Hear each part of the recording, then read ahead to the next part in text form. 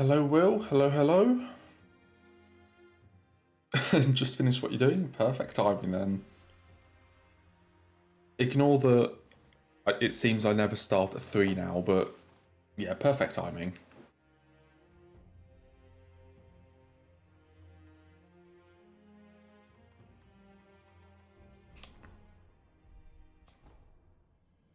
Let's just get a run going. Well, hopefully get a run going.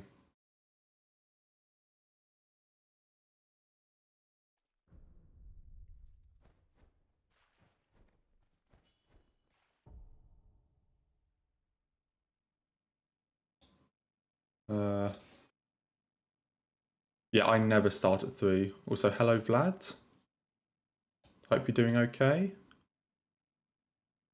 Also, why is my chat not...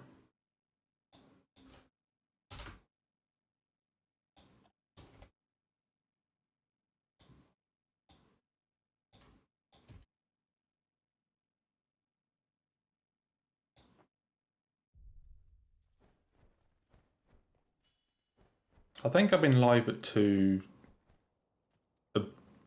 maybe a couple times before. But I definitely don't think it was a common thing. Maybe on like a couple days I would have done.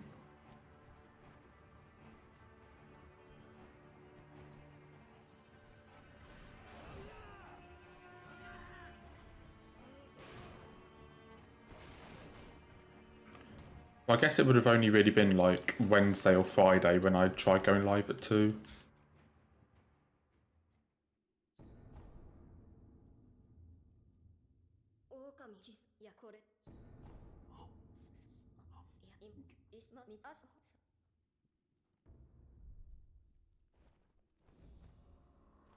So I'm not really sure why my chat doesn't seem to be showing up on screen. It's probably a setting I've messed around with.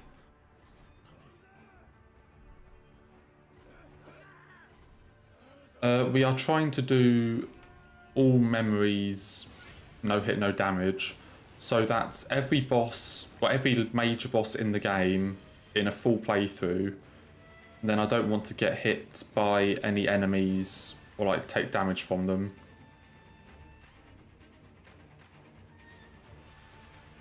So basically I need to deflect every attack, or like Makiri counter it or whatever, because so blocking attack counts as a hit. So I can't block any attacks, can't like take damage from any sources, and then with that we're trying to beat every main boss in the game in like one playthrough start to finish. Also, hello Marina. Hope you're doing okay as well.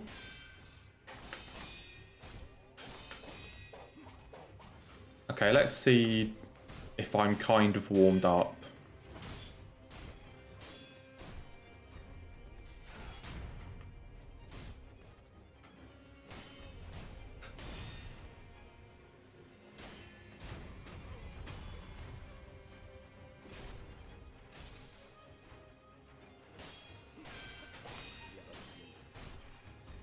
I mean, there are other people that have done way crazier things than this, or have tried to do way crazier things than this, but yeah, this definitely isn't easy. But I have been doing it most days for about a month now. So by this point I have gotten a lot better at it.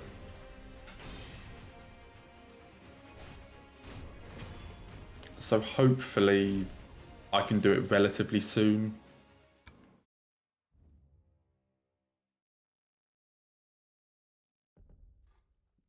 Also, I just want to see why this isn't working.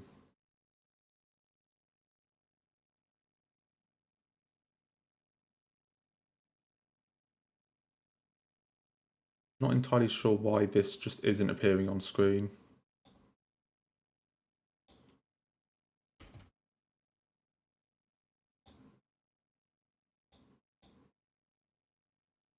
I guess we're just going without it.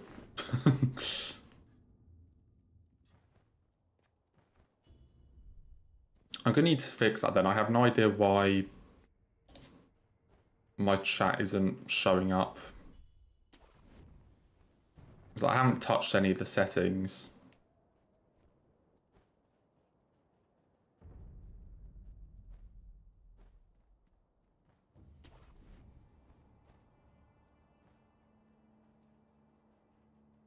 So I'm gonna have to sort that out before Friday. Another thing for me to do tomorrow then. Just ignore it for now and go without chat.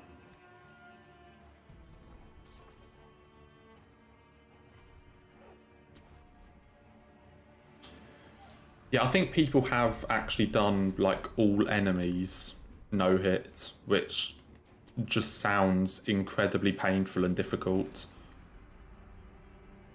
But I think this one for me is about my limit. I think this will probably be the longest Sekiro run I do. I don't really have an interest in trying any of the other things like all memories, all mini bosses and all this sort of stuff. Yeah, I'm trying to silence you, Will.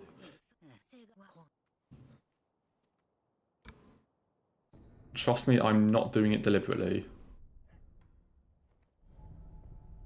I just do not know why it isn't working.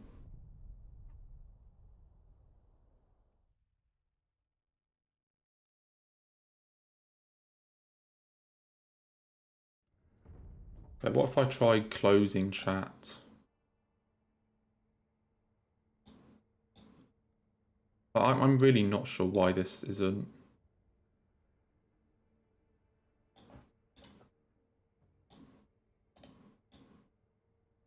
I could have done this one on day one, realistically. Like that fish run was day one. Okay, yeah, no chat. I've given it a few different attempts and it isn't working. The fish run was my second attempt.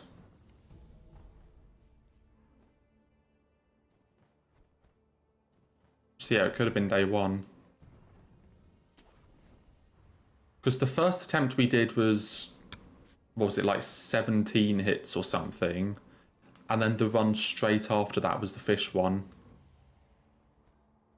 So yeah, it could have been first day. Yeah, till Marina decided to mention how well the run was going, we were doing really well.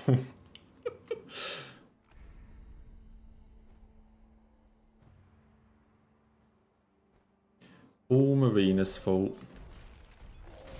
Okay, that's my fault. Why do I always forget how to do this? Or just mess it up? Come on.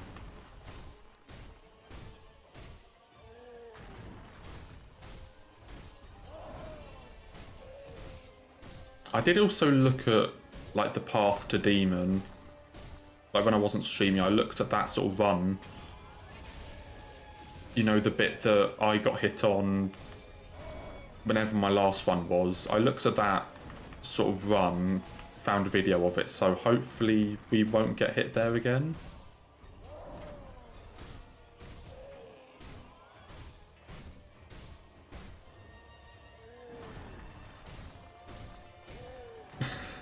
Yeah, Dragon Shrine is definitely an area.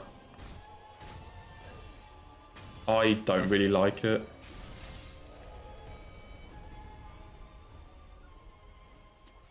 How much of it have you done then?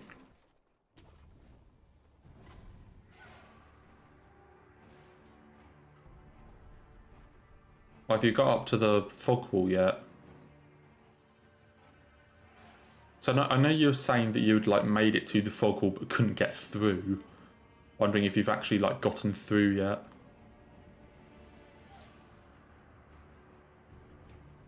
Yeah, Dragon Shrine isn't great. Dragon Airy, like the area before it, I actually really like.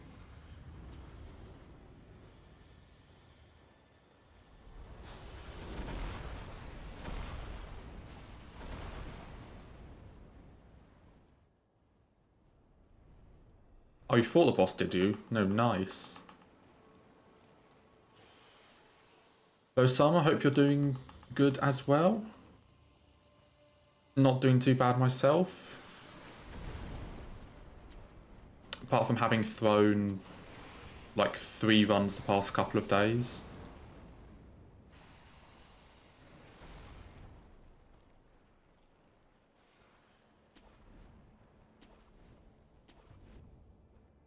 Have you actually killed it, Will?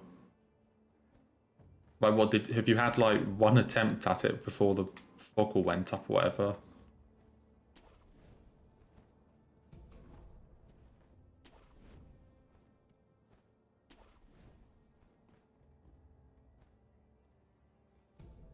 I'm curious to know if you killed it or not.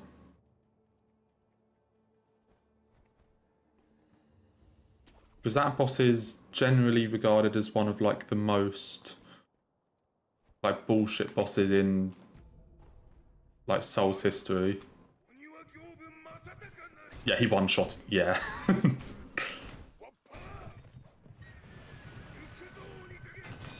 Yeah, generally one of the most bullshit bosses in Souls.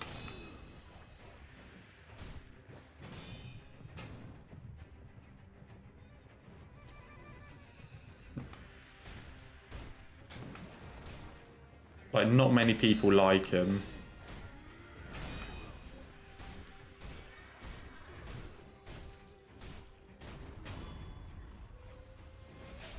So yeah, basically all of his moves are one-shots, and he has a shit ton of HP. And the amount of time you actually have to dodge his attacks is also very low.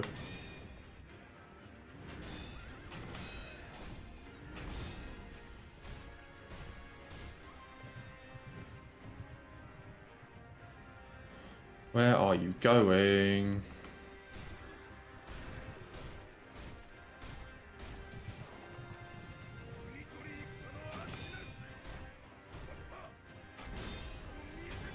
Okay, nice easy Gyobu.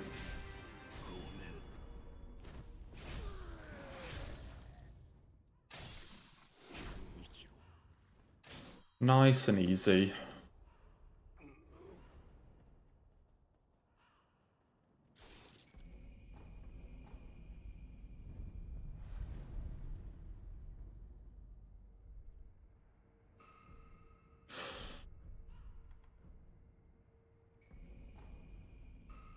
So I think generally speaking, Ancient Dragon is, I think to a lot of people it's probably the worst, not necessarily the worst boss, but probably the most difficult. But just because it's like a bullshit difficult instead of a like well-designed difficult.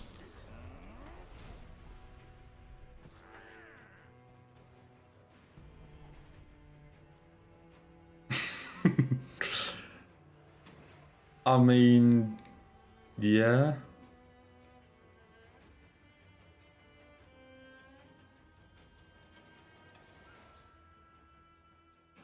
I mean, I've been asking a lot of questions, so I've kind of been trying to get around the whole boss thing. Because I didn't actually know if you'd fought it yet, because when you first meet it, it's not technically a boss. You know? Because you have to attack it for it to actually start fighting you. I was trying to say a lot of things like fog wall and all this stuff instead of just boss, in case you were just taken the item and left.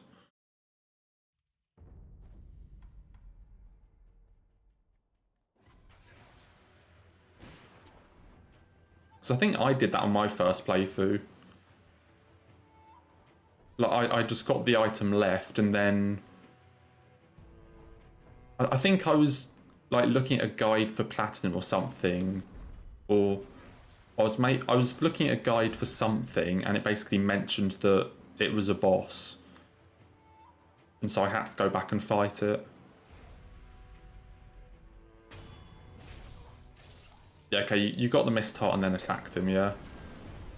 Yeah, because you need the Mist Heart to beat the game, but then it is a completely optional boss. Oh my god, what are you doing?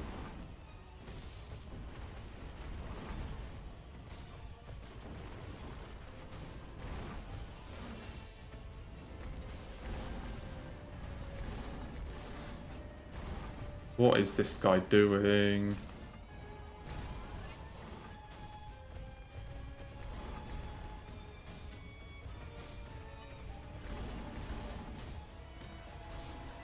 That was lucky.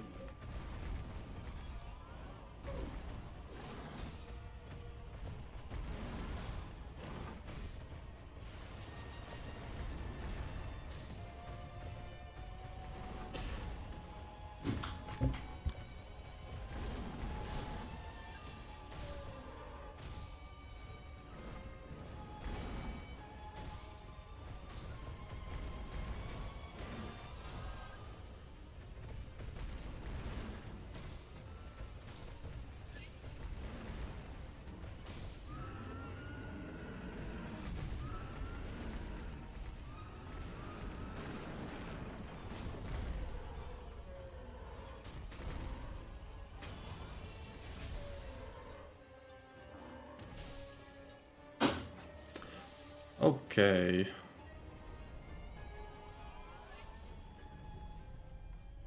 Slightly sketch.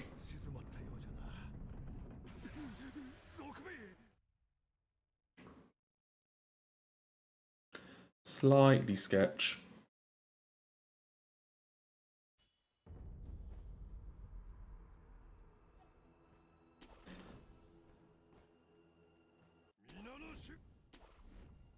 Yeah, I've started resets now. Because I mean, the idea was that my first however many runs would all be like 10 hits or 8 hits, all this sort of stuff, so I could just do full runs. And so if that were the case, I could just do full runs and, you know, not really worry about needing to PB or anything, because, you know, just do full runs of the game for practice. The issue is, the second attempt of this I did is the 2-hit run that is my current PB. So, on the first day that I started, like, doing runs of this, where I wanted to practice, my first run was 17 hits, which is, yeah, great. That's, you know, that's the idea. They're really high hits and you can practice the full run. But then my second run was 2 hits and is my current PB. So yeah, we're already back to resets and things.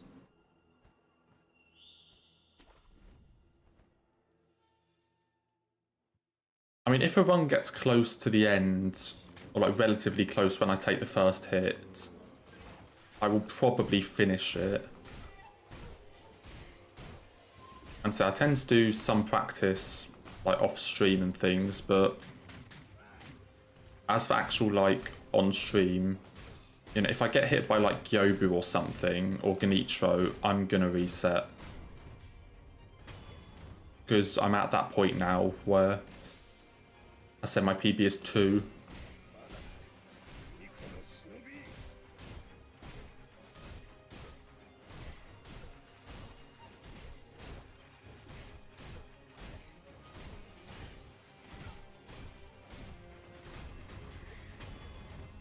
And yeah, if you have the Ashen Mist Heart Will, you're close to the end of the base game.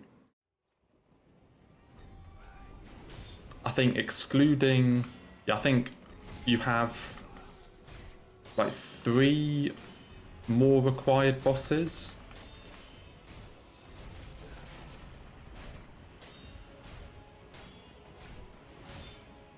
So for required bosses, you're really close to the end.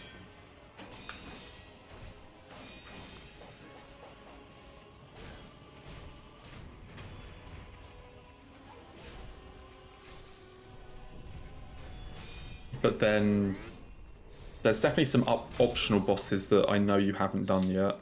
And there's the 3 DLCs. But DS2 is like DS3, where if you beat the final boss, it doesn't immediately put you into New Game Plus. So you can beat the final boss and then, you know, and then still do DLCs or whatever.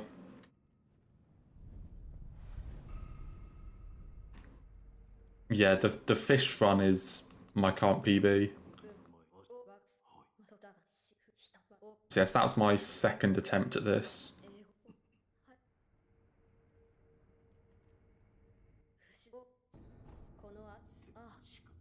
In fairness, on that run I didn't get hit by either of the like 2 new bosses. Both of my hits were purification stuff.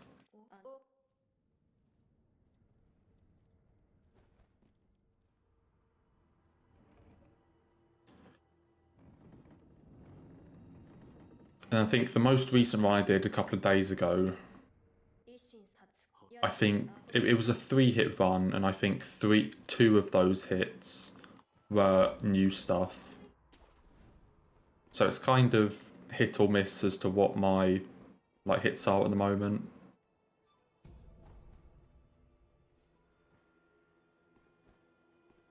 So yeah, the 2-hit run was all just... Well, the 2-hit run was Immortal Severance stuff. And then 2 of the 3 hits on my run a couple of days ago were like new stuff.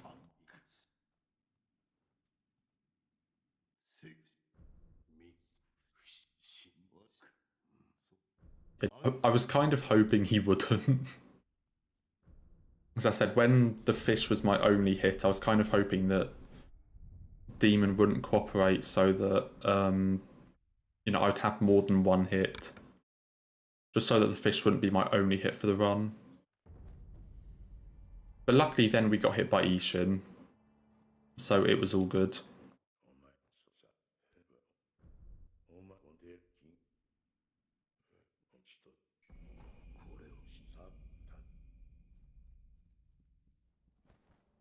So at least now it says 2 hits and not 1. Because of Ishin.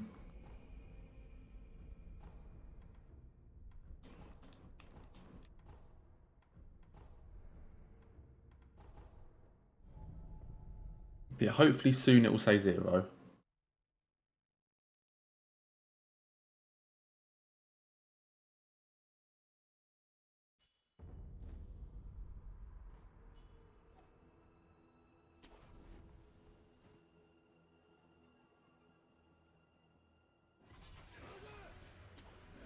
Yeah, I think the memories are actually really cool in DS2.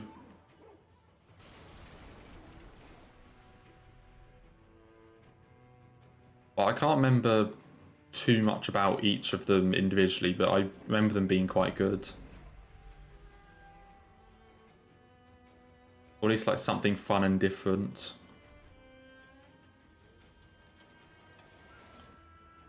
Yeah, Dragon Shrine is a nightmare. Like even with like high leveled stuff, or even kind of over leveled stuff, it is still a nightmare.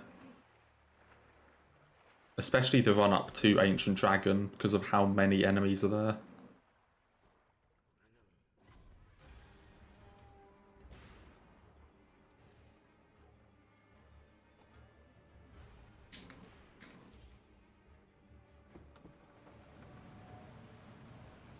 Yeah, Ashen Mistar lets you enter memories.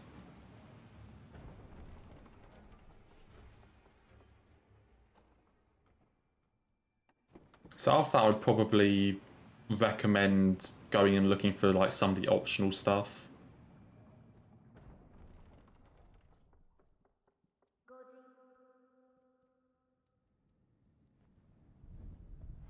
There's definitely at least 2 that you haven't done. Well, in fairness, one of the optional bosses in DS2 is really like difficult to find like casually. In the sense it's really hidden.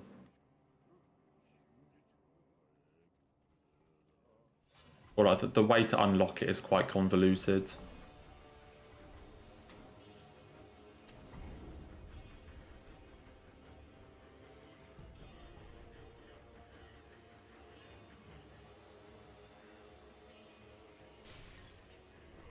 Yeah, I think Dark Chasm is one of your options.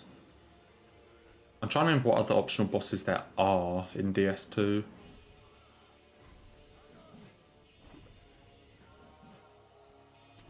Dark Chasm is an option, Ancient Dragon is an option.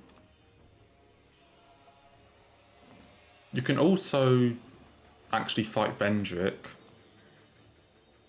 although that one might take a bit longer because there's kind of a quest line attached to it.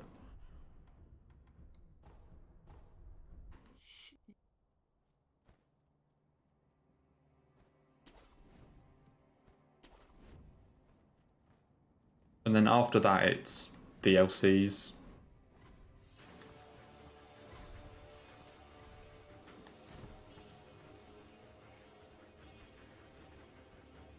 The thing, you can fight Vendrick, but I wouldn't recommend it until like the very end. Because basically the way Vendrick works is basically there's an item you can get. Well, there's like five of this item you can get, and each one you have it like reduces his defenses. Also, that's a block. God fucking damn it. Why does Armored Warrior always start with the annoying attack?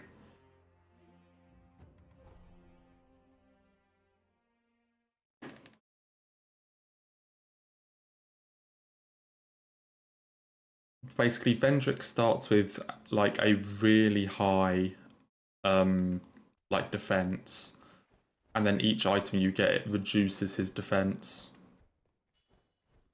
to get it to a point where you can actually do meaningful damage. At least I think that's how it works.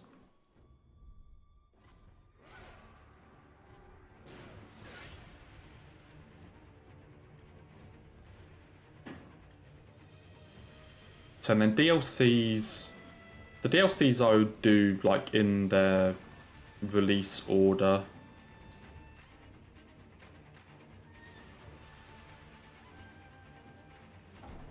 I actually missed.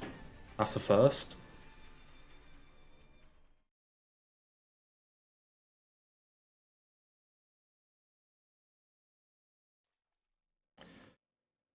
That is a first. I actually missed the jump.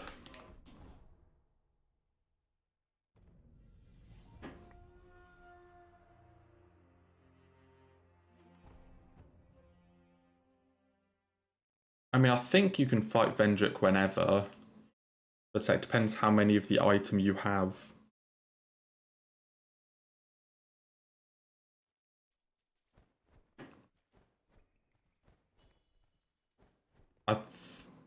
I think the item description mentions what it's for, but I'm not certain on that. But you should be able to get more of them, like now, because I think there are some in memories.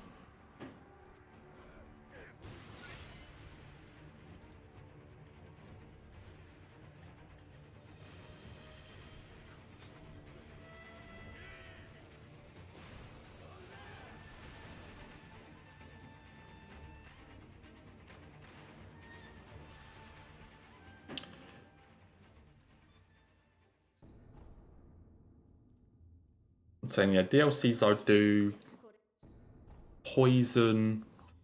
I would do the Rotten one, then the Iron King one, then Shrine of Winter, which I think is their release order.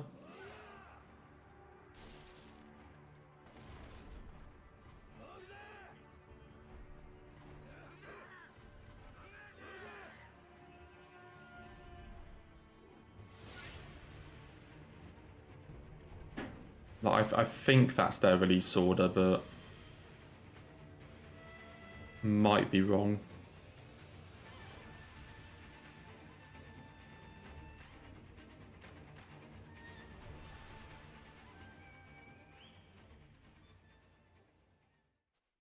They're not like too long, depending on obviously how long it takes you to do the stuff.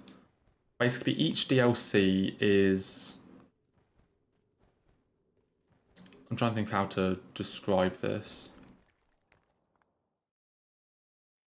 Each DLC is basically one big area that has 2 bosses pretty much back to back at the very end. And then they also have one side area, which is supposed to be for like multiplayer stuff, that you can also go through that has 1 more boss. So each has 3 bosses. The main areas themselves are actually a decent size.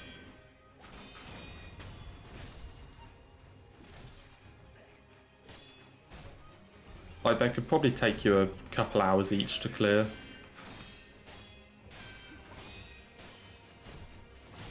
Or, you know, obviously depending on how much you want to do. So I can't remember how long it took me to clear each DLC.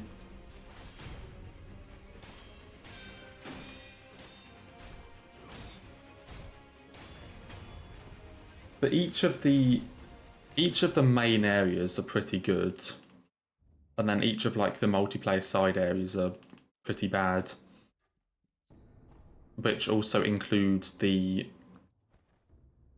like uncontested worst FromSoft area. So I look forward to seeing you do that.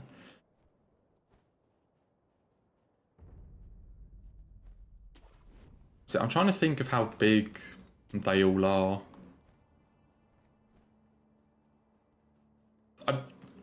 They're the biggest DS2 areas, I think. Like, I mean, obviously you could argue that they're actually like made up of like little smaller areas. But each like main DLC region is bigger than any individual region in DS2.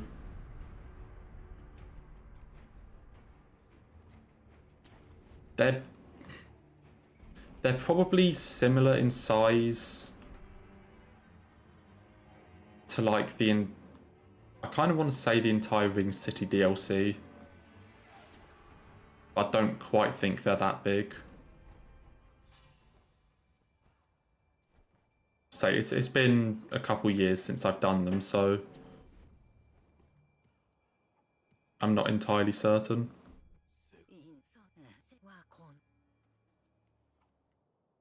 The complete dogshit area is in the Shrine of Winter DLC.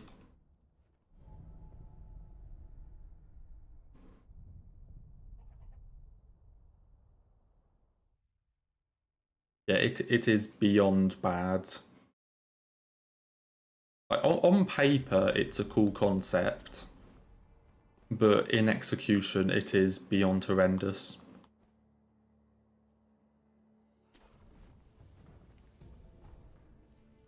Like, I think generally in the Souls community, there seem to be a lot of people that kind of gatekeep things like, oh, you couldn't do this area, or you couldn't do this boss, you must be bad.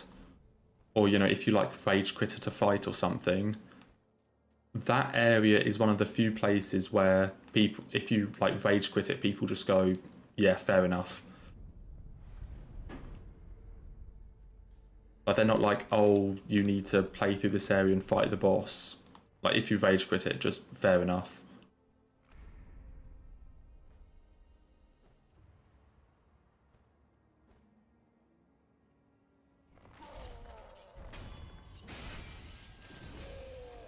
Like, the actual area itself is tiny.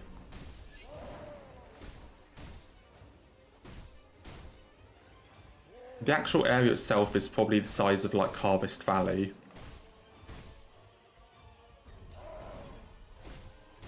But the enemies make it ridiculous.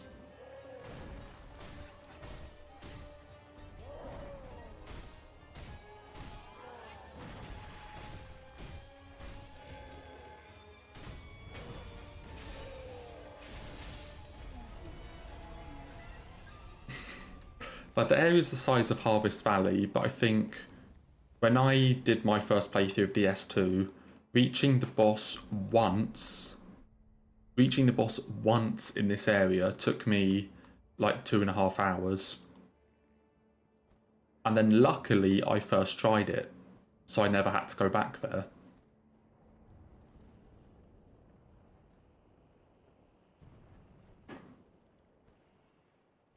But yeah, just yeah, it's something to look forward to.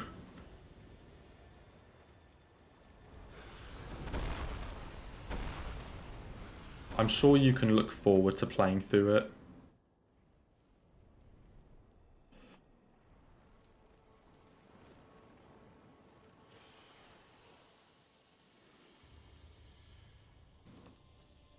I mean, but say the main, like the actual main DLC areas are pretty good. Like, so that's... So the area I just described is like the optional side area of the Ice DLC. But the main area of that DLC is probably my favourite area in DS2.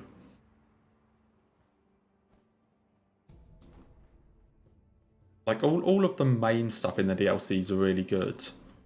It's just the 3 optional side areas are abysmal. Okay, honestly, 2 of them I didn't think were as bad as people said they were. But then that one, I definitely think was as bad as people say.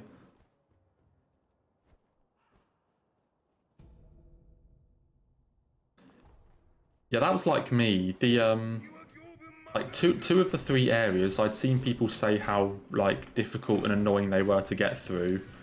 And then I got through both of them on, like, my first try. And it was like, oh, is this... Like, this is what you said was, like, the really annoying area.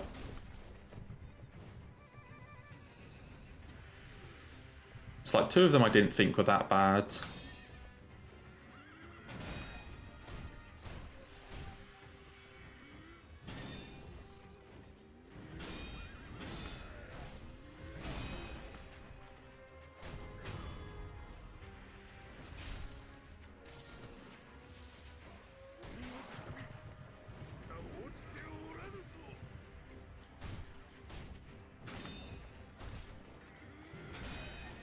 Okay, it seems I lost the stagger to the death blow.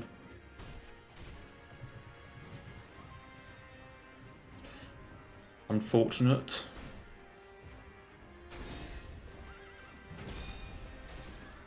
Okay, now there's one though.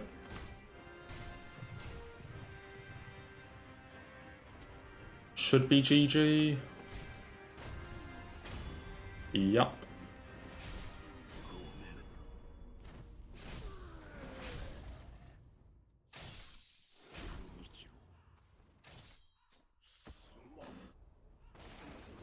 Yeah, like, I think the DLCs are still, like, really good. And, like, the main areas are probably one of the best parts of the game. But, like, the side areas with the side bosses are just not that good.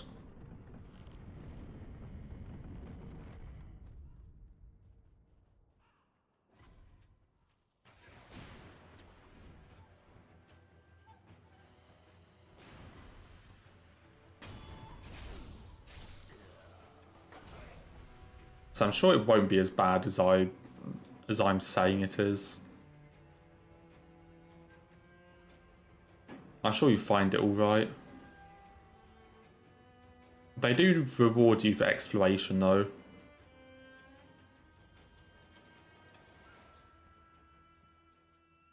Like, there's stuff you can get in the areas that help with, like, the ending, or that help with, like, the bosses in the place.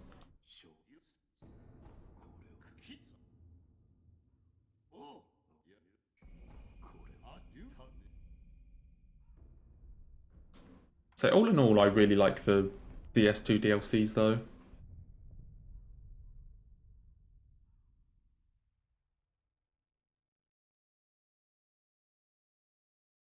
Like, they are probably the weakest DLCs. But I think that's probably more... But I think that more of that is probably due to the quality of the other FromSoft DLCs compared to... as opposed to the DS2 ones being bad.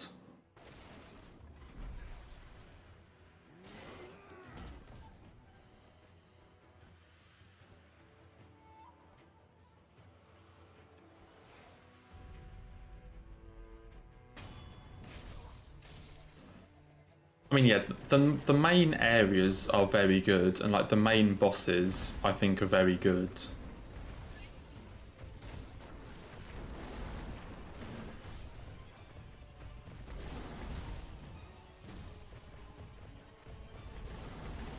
Like of the... Hang on, just before I get trampled. Of the 6 like main bosses across the 3 DLCs, probably 4 of them would rank very highly on most people's lists. Come on, I was not in that.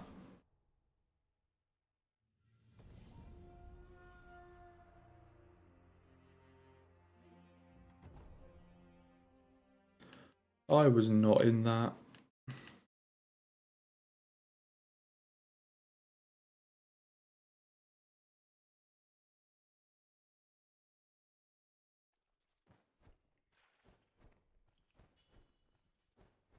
Yeah, I'd say, yeah, of the 6 like main DLC bosses, 4 of them would rank quite highly on most people's lists.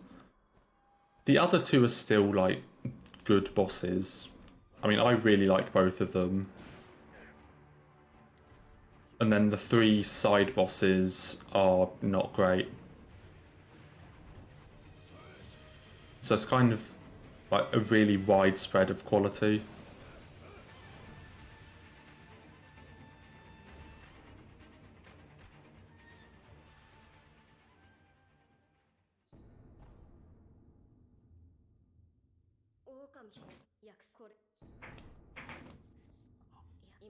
I'd say the only real thing to worry about is make sure you beat the optional boss of the ice region first try. So you don't have to do the run back again. Like that's the only thing.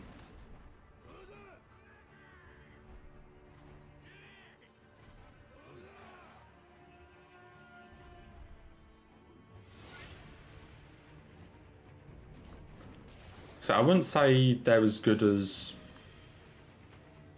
DS3 or Bloodborne's DLCs.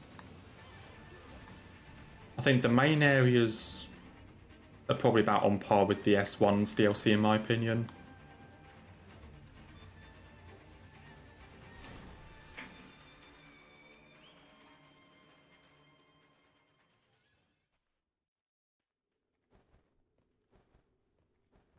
Yeah, all in all, they're probably the worst FromSoft DLCs. But that's not to necessarily say they're bad.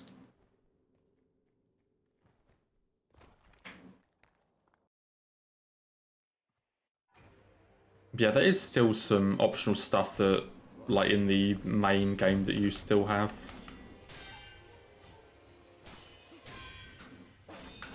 The last thing, there's at least like maybe 3 or 4 bosses. Like optional.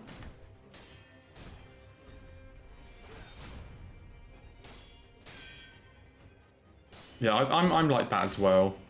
I think the bosses in DS1's DLC carry it. But I don't actually think the areas were that great. I mean, I liked Ulasil Township. I think that was a cool area. But I definitely think, especially Artorias and Calamite, just carry that DLC.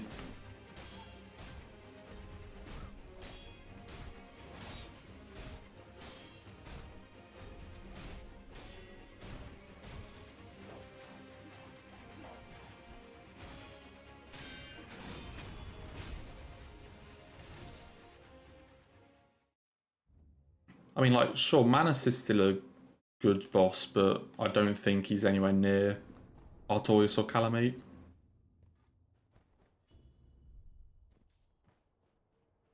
Well, I'd say Manus is a decent boss, but he's not amazing.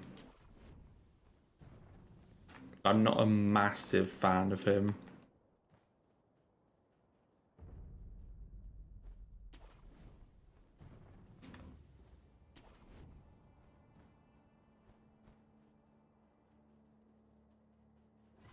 Except, I mean, like, I get it's the Abyss and everything, but I don't really like how dark the arena is.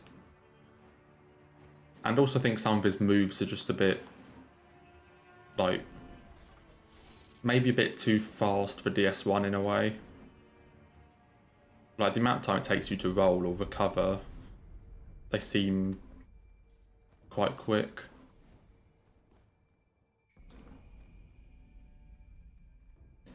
I think, like, I enjoy the fight, but I definitely wouldn't put it anywhere near, like, Artorias or Calamite.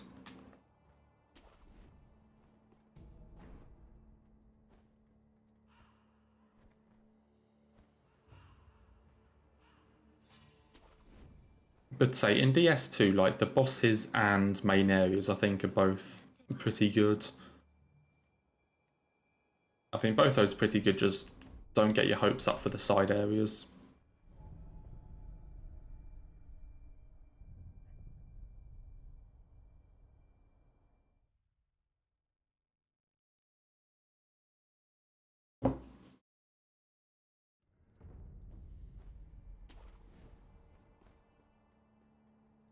So, I mean, nothing. Chasm, I'm not really a fan of in terms of areas. It's basically just a run to Manus. But I think Udacil Township is quite cool. That's it. I'm quite a big fan of areas that have like two distinct sections. Because in the township you have like the upper outside portion, and then you go into the sort of like lower section where you start to go underground and you get towards the chasm. I'm quite a big fan of areas that do that and have like two different sections. Also, an enemy just noticed me.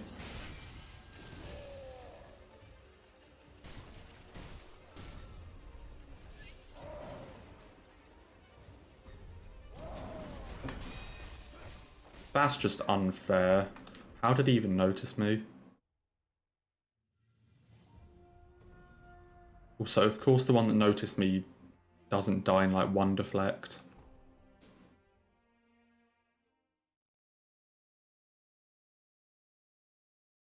Oh dear. We had that run good run as like the first one that I threw to Armored Warrior. And then we kind of haven't been doing too well.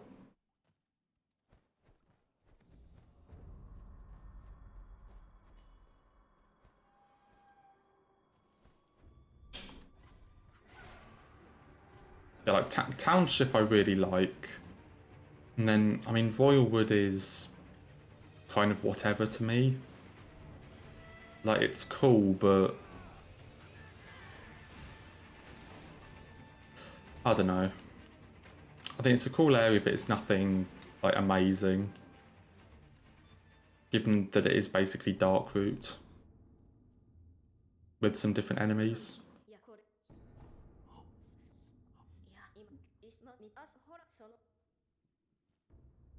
But again, the fact that you consider like Artorias and Calamite to both be Royalwood bosses, they kind of like bump it up a bit.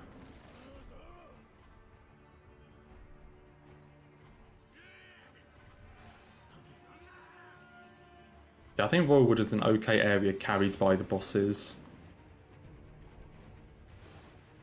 Kind of like, my opinion, with something like Farron Keep in DS3. Which is, you know, a shit area absolutely carried by Abyss Watchers.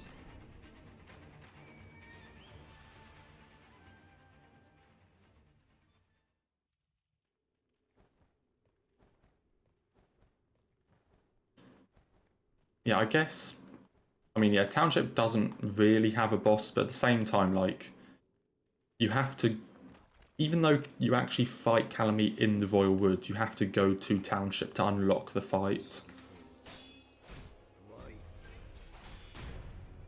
So even if there's no actual boss there, there is still, like, boss-related stuff that you need to do.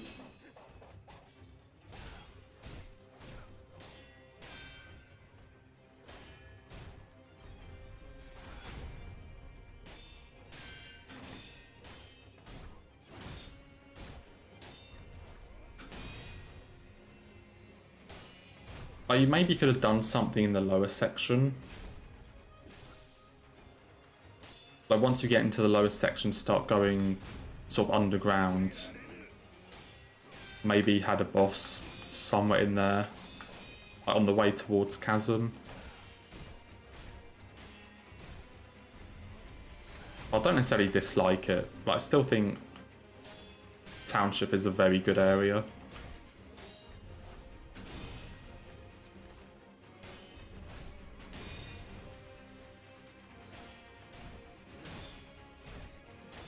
I don't really like it less because there isn't a boss.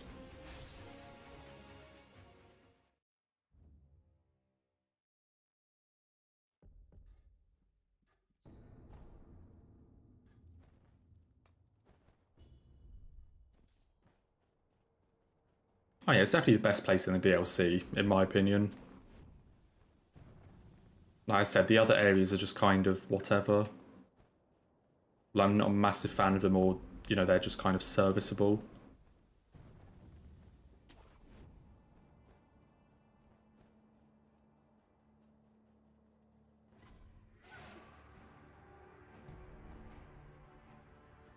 See, I think, like, Bloodborne and DS3's DLCs trump DS1 in pretty much every way.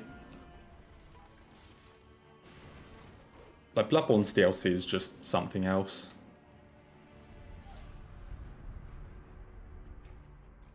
Also, hi Caledon. Haven't seen you in a very long time. Hope you've been doing okay. I've been doing alright as well. Slowly been getting back into this, I guess. It's also kind of changed from what I did. Because I used to, like, I guess it was more Zelda. I did mostly Zelda speedruns, and I changed that over to, like, Souls.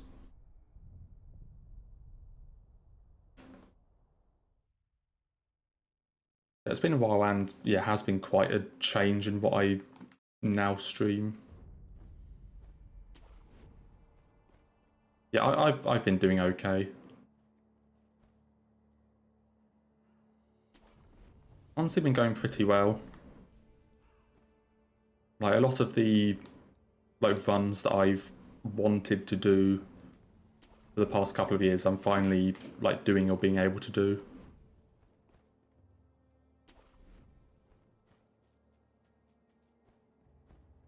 Like, some of all this, like, Sekiro stuff I've been wanting to do for, like, a year and a bit. And then, you know, the past sort of month or so I've actually started doing them. So I guess that's good.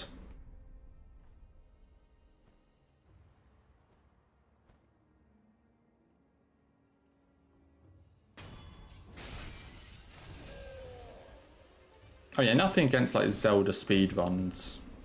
But I do enjoy them. But I just felt that I would be more... You know, I just felt that I probably enjoy doing, like, Soulsy stuff more.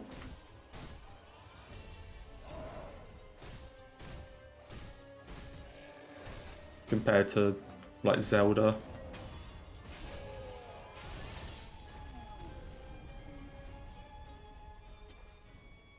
I think a part of it comes down to the all bosses Elden Ring runs that I did like a year or two ago. Well, not two, like a year and a half ago. And I think they are probably quite responsible for the change, but... Or just like Elden Ring in general coming out.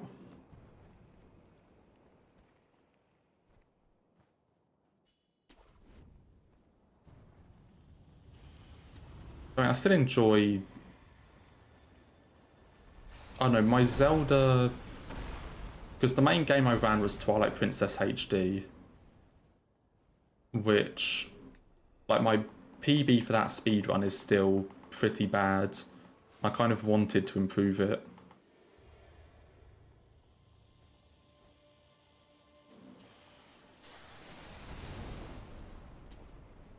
I don't know, maybe it's something I can try improving at some point. Give yourself the credit, how about no? I mean, you can take the credit if you want, but...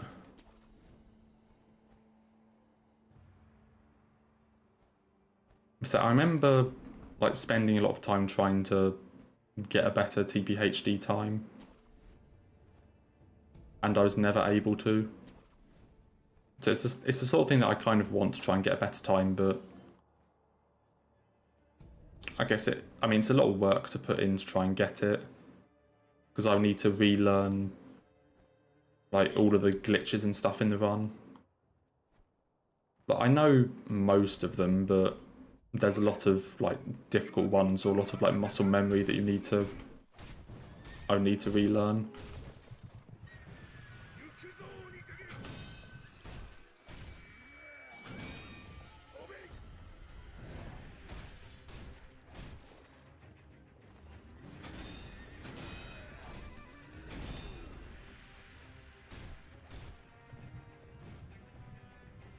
I mean, TP in general is... like, it's a decent speed run, but it can get quite annoying. Especially with the HD version. Because basically, the way the HD version works is... in the first... so it's about a 3.5 hour run. So the run is about 3.5 hours long. And that's just unfair, Gyobu. I don't know what he was doing there. I don't know what Gyobu was doing there. I'd say any percent run of Twilight Princess HD is about 3.5 hours long. But then the 3 most RNG dependent tricks are all in the first 10 minutes. Which on the one hand is good, because it means you're, like, wasting less time to resets and things. On the other hand, it basically, you know, if one of these tricks were like 2 hours in or 3 hours in, it doesn't really matter what RNG you got, you would just go with it. You know, if you lost a ton of time, you would just go with it. The fact that they're all in the first, like, 10 minutes means that you're probably just going to be resetting a lot because you want better RNG. And so you can spend, like, entire hours of attempts not even getting past the first 10 minutes. Which isn't great.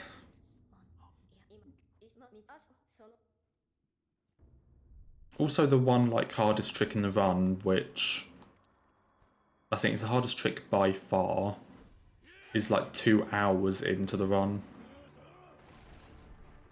So you basically have to get through 10 minutes of, like, super, like, resetty RNG stuff just to play, like, 2 hours through the game. Still with a lot of stuff you can mess up, but just play 2 hours through the game to get to the really difficult trick that half of the time you're gonna end up resetting to.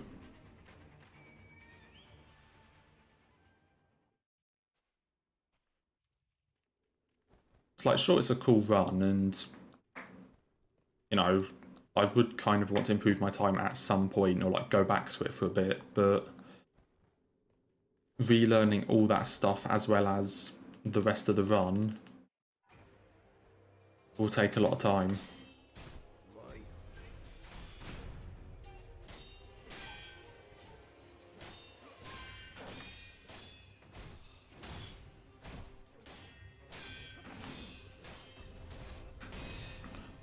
That's the thing, it's the sort of thing where, like,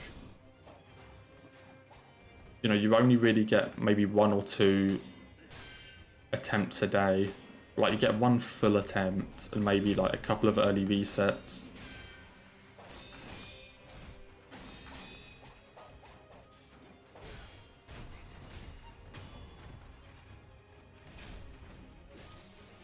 As I said, the run is like 3.5 hours long.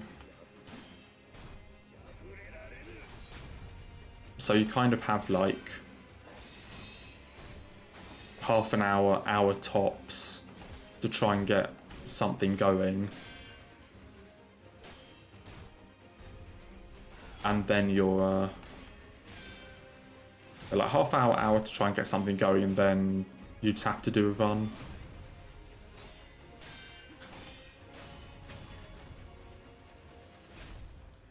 So it's definitely not the most forgiving speed run, like for the current route.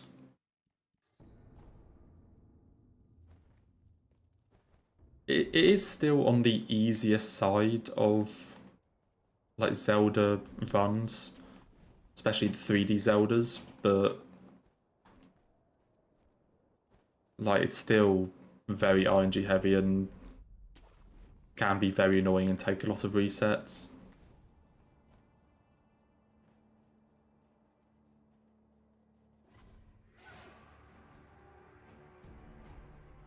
I'm saying that's just any percent, but you know, the fact that it is a very long run.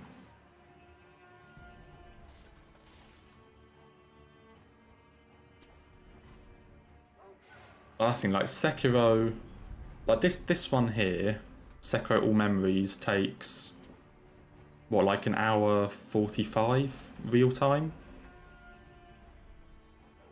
which is about half the length. You know, which is about half the length of a any percent run of Twilight Princess HD.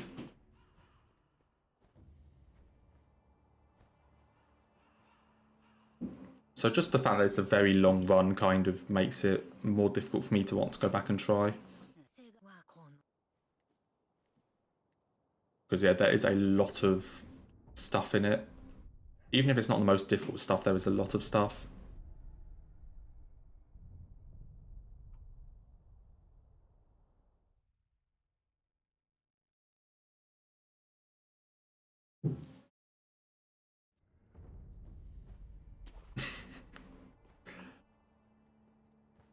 Ah yes, the Gale carry.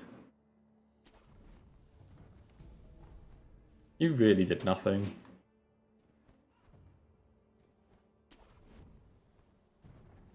I mean, as I mentioned earlier with like DS3's DLCs, like DS3 and Bloodborne are definitely way better than DS1's.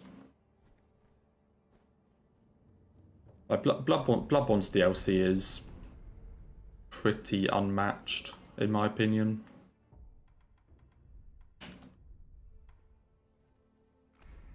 DS3's are still very good, but I think Bloodborne's is just way better. Dude, how have I done this so much today?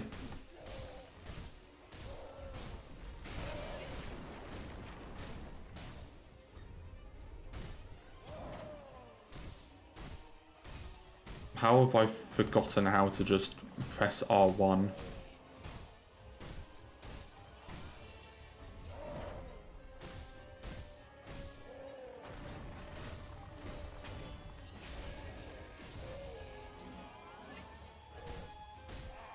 I mean, I would definitely say that Bloodborne's DLC is probably the best. I would definitely say it's the best piece of paid content from the 2010s, in my opinion. It's the best paid extra from the 2010s.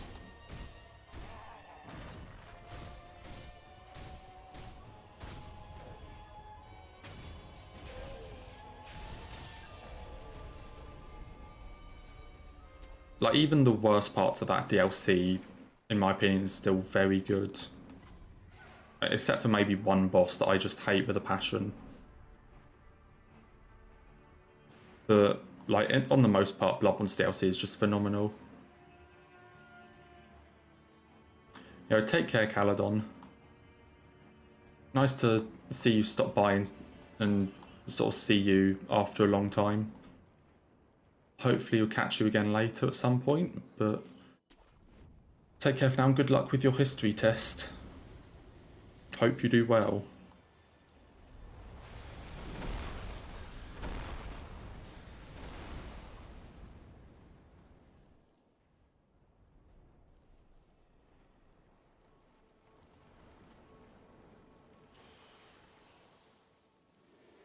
Yeah, Bloodborne's DLC is basically 3 phenomenal areas, or, well, in my opinion, 2 phenomenal areas and 1 really good area, with 3 phenomenal bosses and 2 decent bosses. Like, it's a pretty fucking good DLC.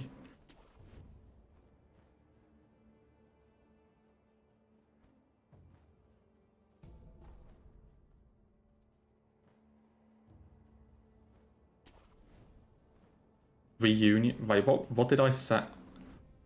When was I trying to say reunion? Wait.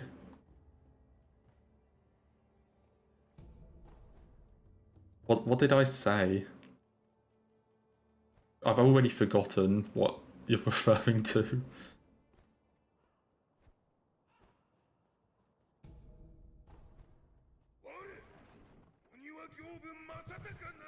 And yeah, I love how Bloodborne starts with, oh yeah, there are these beasts that really like blood, but they've become a bit too drunk on it. You know, go and like deal with them. You know, just need to deal with these beasts, and then we're all fine. And then it ends with, we don't even know what we're making anymore. Go and kill this like eldritch monstrosity.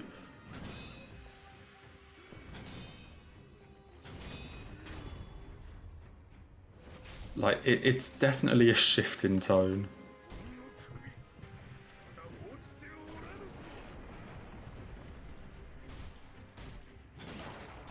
I mean, yeah, the DLC does do that quite a lot.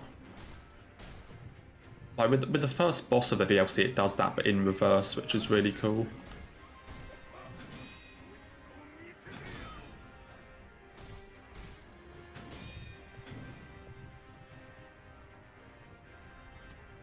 Like, the first boss does the human to beast thing, but in reverse, and does beast to human. As if that was a block. Bro, I needed 1 hit. I needed 1 fucking hit, as if that was a block. Okay, I'm actually going to practice Gyobu, because apparently I'm screwing it up.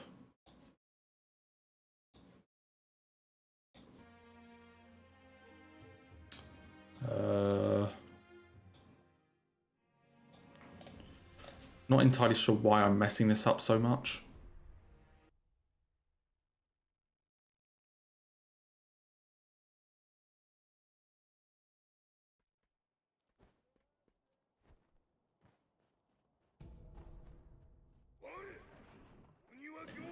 Oh dear. We started with a decent run and got all the way to like Armored Warrior. And then I threw, and since then it's just all been downhill.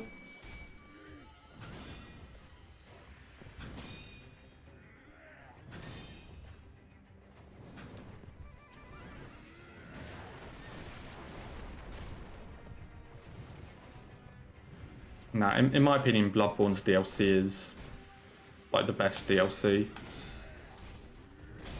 Like, just in general.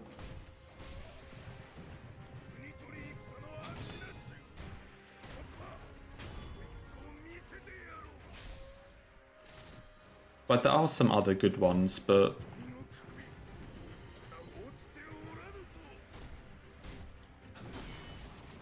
Okay, how was that a block? Okay, what is going on with this fight today?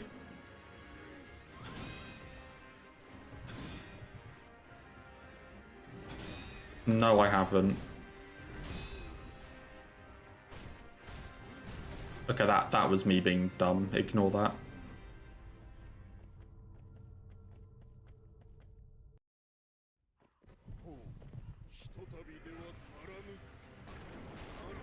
But say, there's only like 1 part of Bloodborne's DLC that I would say isn't great. It's basically one of the bosses, because I just hate it. Well, I don't necessarily hate it, I just find it really annoying.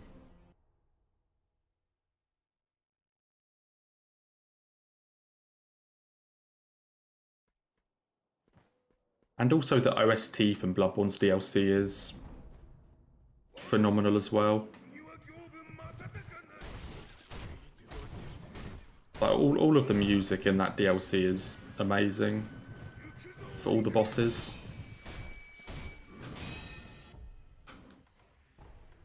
I keep forgetting that my save file does this.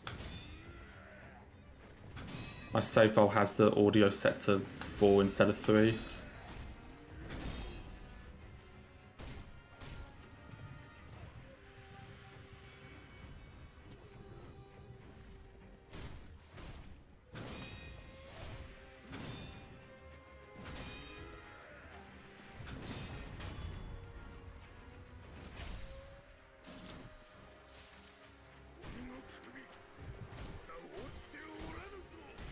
This isn't very promising given I can't seem to no-hit Kyobu.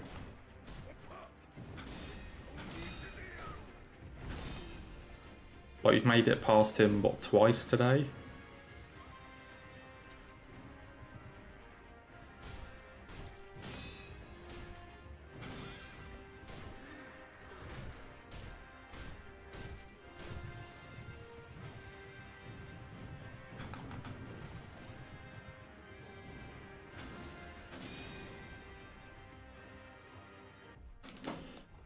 Okay, I can actually no-hit him, apparently. Still need to practice a bit more, though.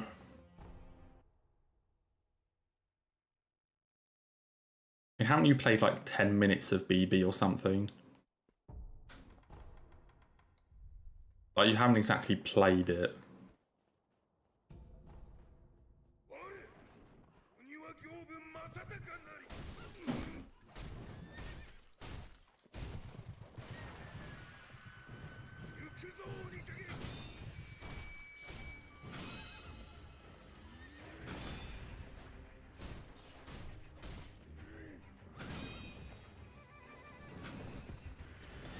Okay, if I can no-hit this one, then I'll go back to runs.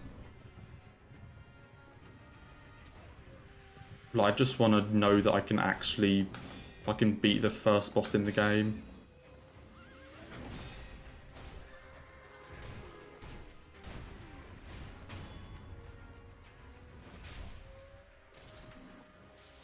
Yeah, I think I kind of remember what you said, but not really.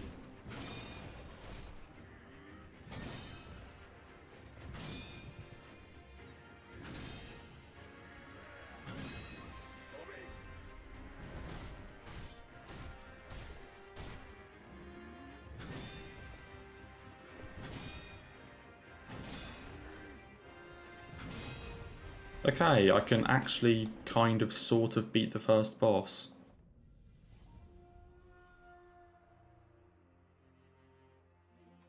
Absolute shocker. Then now watch me just fail it for like 10 years on end.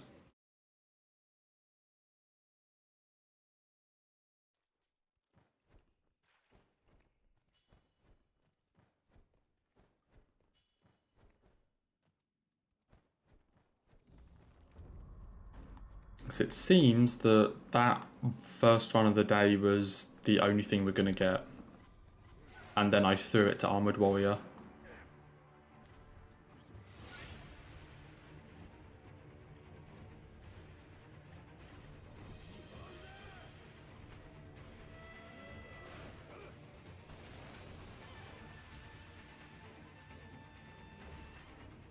I swear, which game are you thinking of playing after DS2 then?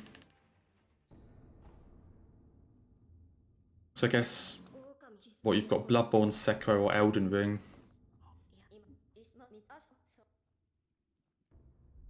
So I'm like, which one are you thinking of doing next?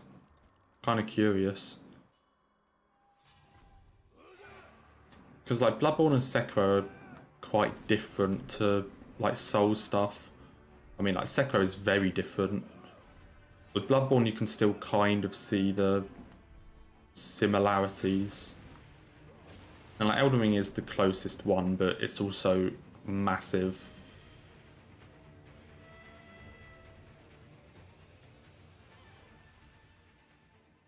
So I'm curious which Souls game you're thinking of doing next. Or like which FromSoft game, I guess, because you would have finished Souls.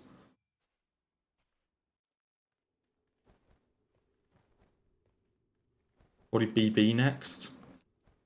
Nice, sounds good. I think BB and Sekiro, definitely compared to some of the Souls games, seem very short.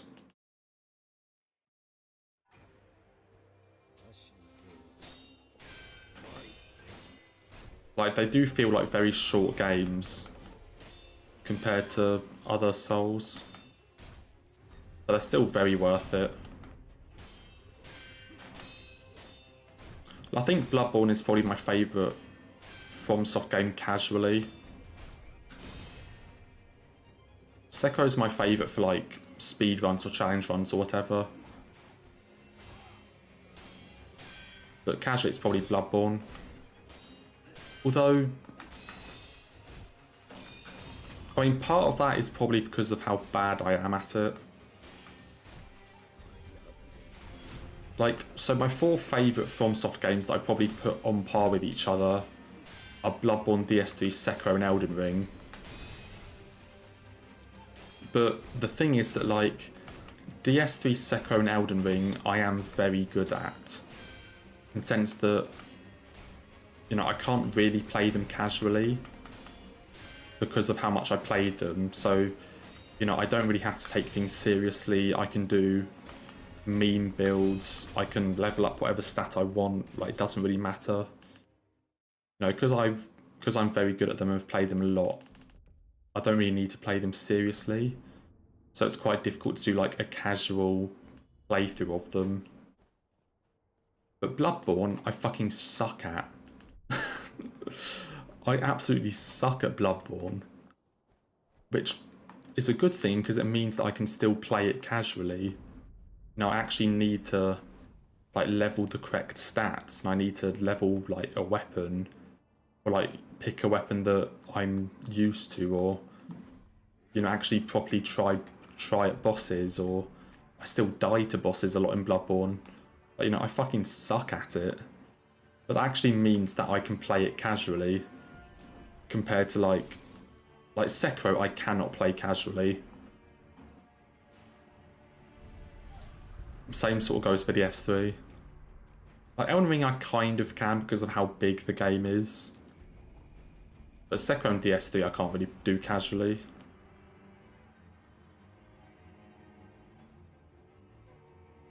Unless I'm like putting some extra little thing on. Or like when I do DS3 casually, I always rush the DLC as early as possible to give like a bit more of a challenge. And also do like Dancer really early to give a bit more of a challenge. I'd say Bloodborne I can still do casually because of how bad I am. So I guess that kind of gives it like extra points. So it probably is my favourite FromSoft game casually just because of that. I guess also for the sake of completing a list that, you know, it is way better than Demon's Souls DS1 and DS2. Just for the sake of going through every FromSoft game to say that it's my favourite casually.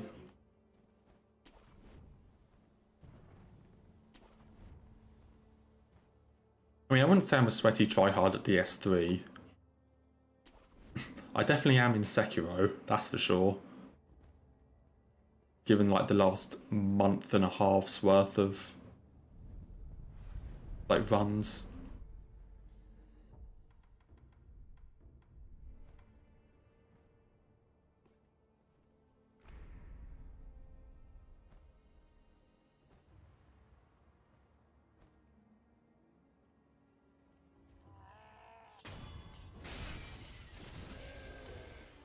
I mean, maybe I'll do DS1 at some point. But obviously not a no-hit or anything. But I don't know, maybe I'll like do it casually.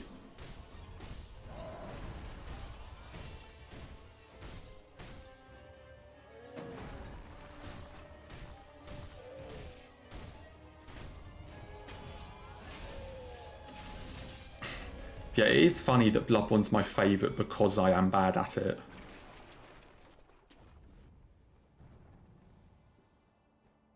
Like, that is definitely something. I still want to try and finish off Blood level 4.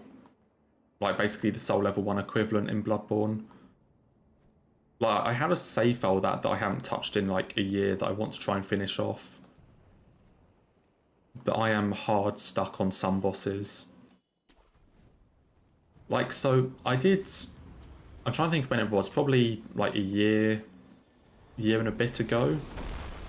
I did a DS3 Soul level 1 playthrough, and I did all bosses and all the DLC, and it took me, I think, 6.5 hours to like do it all at Soul level 1.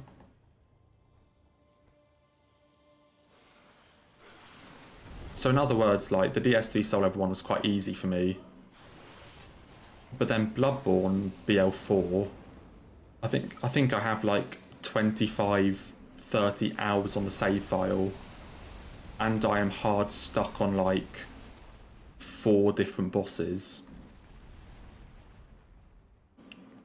So like, say Bloodborne, I want to try and go back and finish off at some point.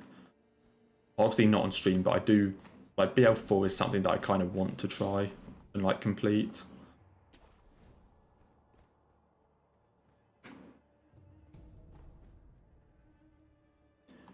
Yeah, I mean, that's the thing. After a while, like, you can't really do casual playthroughs. Because, of course, like, you know, what am I supposed to do casually in Sekiro? Like, I can play through the entire game and get... I can play through the entire game and get, like, the secret ending in about an hour and a half without even getting hit. You know, so... What am I supposed to do casually on this game?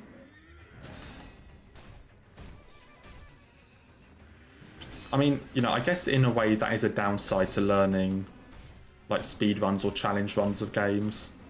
That you kind of lose the ability to just... You kind of lose the ability to just play them because you enjoy them. Because of like how much you've learnt.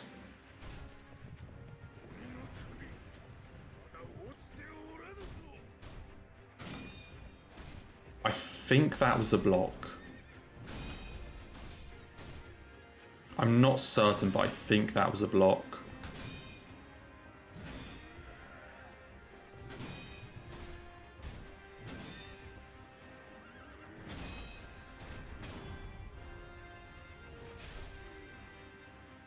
Yeah, I think that was a block.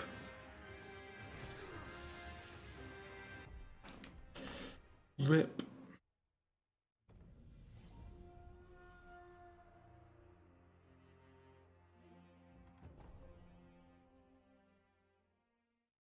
Like, even if, you know, even if with Sekiro I put on like, you know, I did it charmless and also put on the Demon Bell, it still would be quite easy, you know? Because I have an all achievements file in Sekiro that I did that's like... I mean, it's Charmless Demon Bell, all achievements. It's on like New Game Plus 4 or something.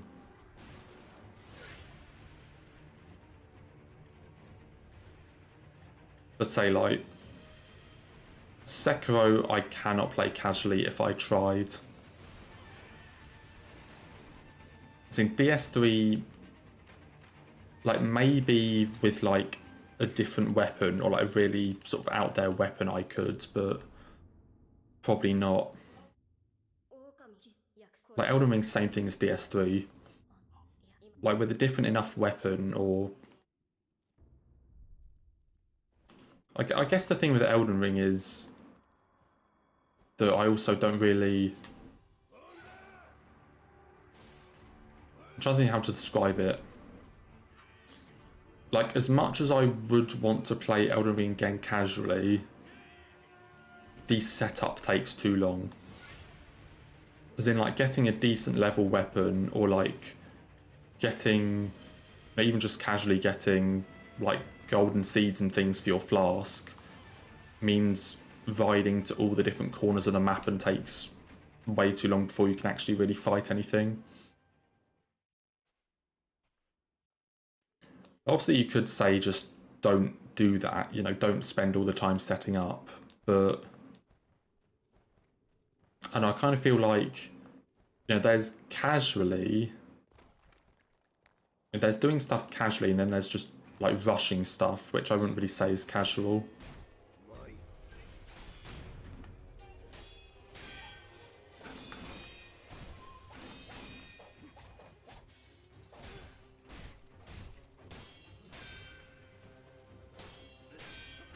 So now Elden Ring's a bit of a weird one, because you can... Like Elden Ring, you can vastly control how much playtime you do by how much like setup and things you want to do. Because I mean, how much was the 1.0 run? Because the 1.0 run I did a couple weeks ago is basically a casual playthrough. And I think that was about 9 hours. It was like 9 or 10 hours to do all remembrances.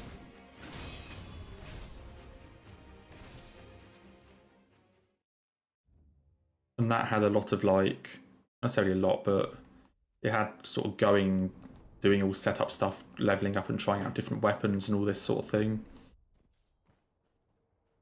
You know, that was like a full casual playthrough, and yeah, I got like 10 hours out of it. So I guess Elden Ring, like, I kind of could play casually. You know, if I used like different weapons and kept swapping weapons all the time, but probably quite difficult to.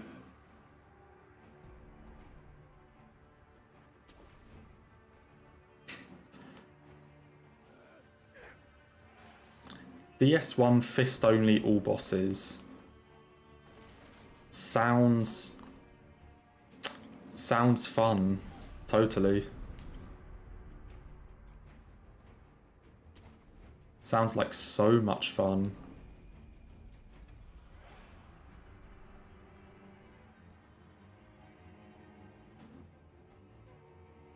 I mean, I guess DS1 is a game that I can... Like, DS1 I can still do casually as well. But in DS1's case, I can still do it casually because I don't enjoy it enough to get good at it. Like, Bloodborne I enjoy enough to get good at it, I just am not good at it. Like, DS1, if I actually enjoyed it enough to put the time into it, you know, if I actually put the same amount of time into DS1 that I have in, like, Bloodborne or DS3 or something, then yeah, I'd be pretty good at it, but I don't enjoy it enough to do that.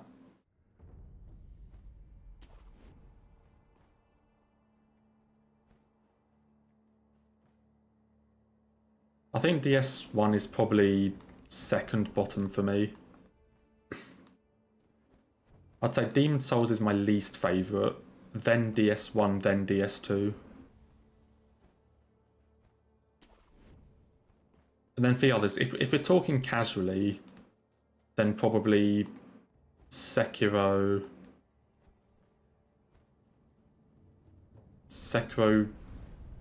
maybe DS3 Elden Ring Bloodborne or something. Okay, or if we're talking like first playthrough, I think Elden Ring is the best. Like my first playthrough of Elden Ring, it was like just incredible. Probably just straight up one of the best games ever, like on first playthrough. But if I were talking about playing them casually now, I'd probably say Sekiro, Elden Ring, DS3, Bloodborne, from bottom to top.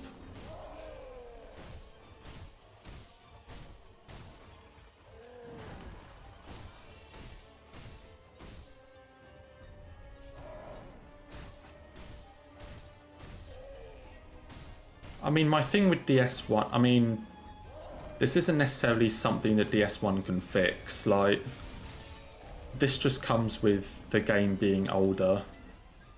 The Demon's Souls and DS1, I just find the game's way too slow.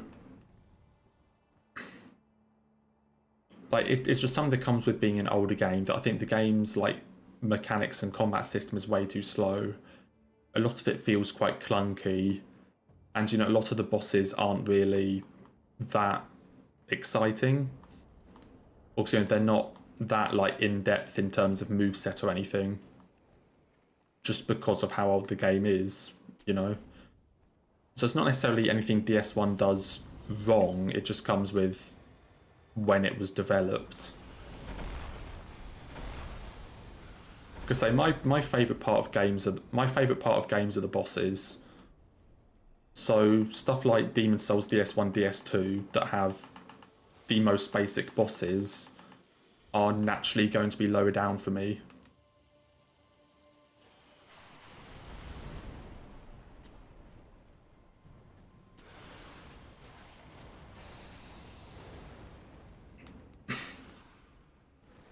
Favorite first playthrough games in general?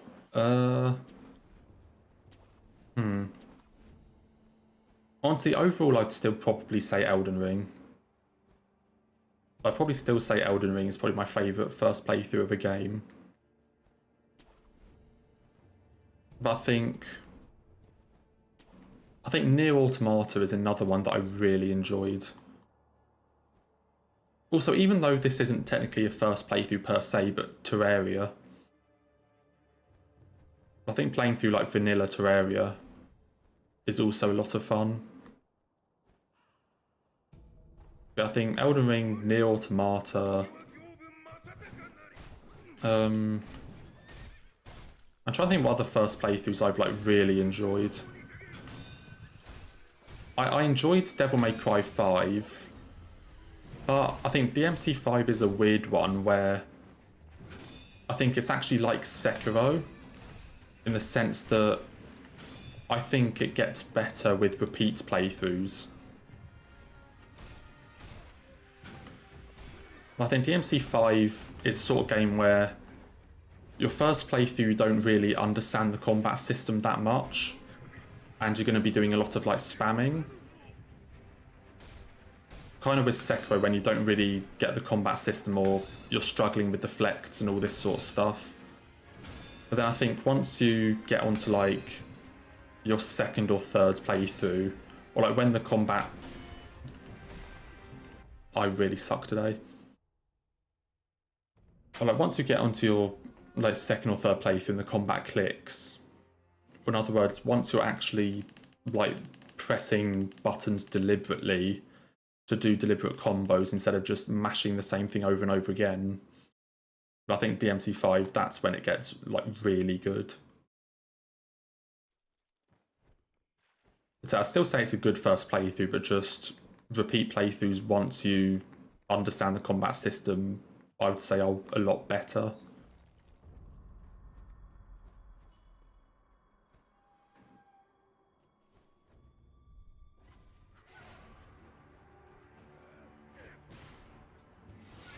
So I'm trying to think of what other games that I played where like the first playthrough was really good. I mean, obviously Hollow Knight, I think, is another obvious example.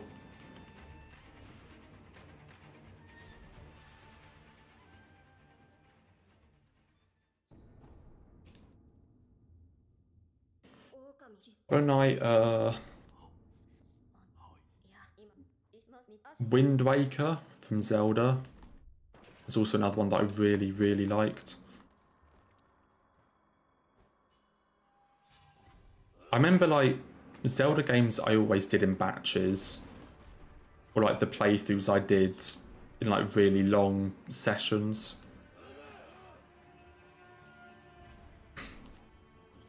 So playthroughs of something like DMC5 or like other games, I'd sort of come on, play like a couple missions and log off. You know, I play for maybe like half an hour at a time sort of thing. For the Zelda games, I'd do like 3-4 hour sessions on my first playthroughs.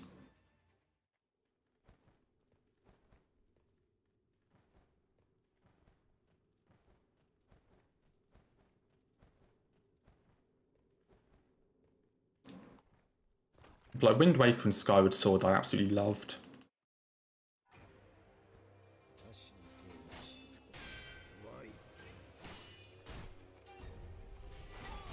Like the newer Zeldas I'm honestly not a massive fan of.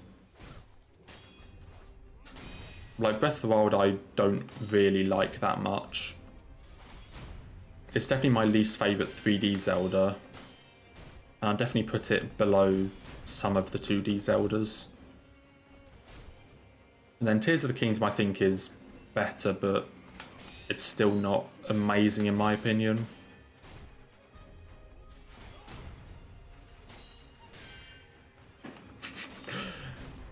Yep, that's me. Yeah, I'd say I absolutely love Skyward Sword. I mean, I think most of the hate of it comes from the motion controls. Like, most of it seems to come from the controls and not a lot from, like, the story or areas and things. But, like, the motion controls I never had an issue with. Like, I never had an issue with motion controls in Skyward Sword. So they never really took away from the game for me at all. And then, like, there are annoying backtracking segments. Like, some of the backtracking segments are really annoying. I think the Elden one is the worst. Like, on your... especially the entrance to Fire Sanctuary and also, like, the sort of final trial part where you have the sort of stealth thing. I think some of the backtracking there and, yeah, like the quest to get the Song of the Hero or whatever it's called, like some of that is really annoying, but on the most part, I think Skyward Sword is still an amazing game. Yeah, I mean, Twilight Princess is my favourite Zelda. Like, I can't remember too much of my casual playthrough because I spent a while speedrunning the HD version. Like, I can't remember too much of my casual playthrough, but like my top 3 Zeldas are Twilight Princess, Wind Waker, Skyward Sword.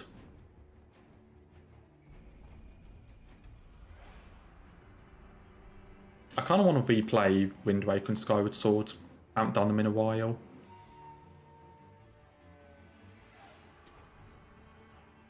A couple of years ago, I did a full playthrough of Skyward in one sitting. Like, I just basically started the game and just did a full casual playthrough in one sitting of like 12 hours. I think it might have actually been like 14 hours or something like that. I basically started like on the dot of midnight, and then apart from like a small break, finished at around like 3 o'clock or something. And just did a full complete playthrough. Just for fun.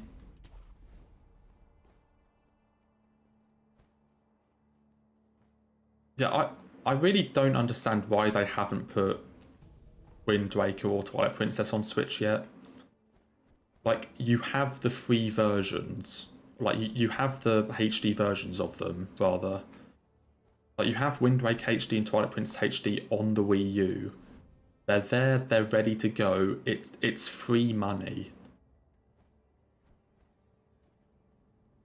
Like, I own 2 copies of Wind Waker and 4 copies of Twilight Princess. I would still buy a Switch version of both of them. Like, it's free money.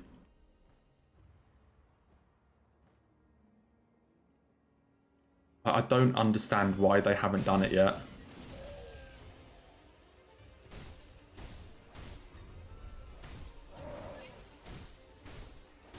I also really want to see... I mean, this is probably hoping way too much. I would love to see them remake Phantom Hourglass and Spirit Tracks in like the art style and the way they remade Link's Awakening for the Switch. Like, I'd love to see them do that art style for like a Phantom Hourglass and Spirit Tracks remake.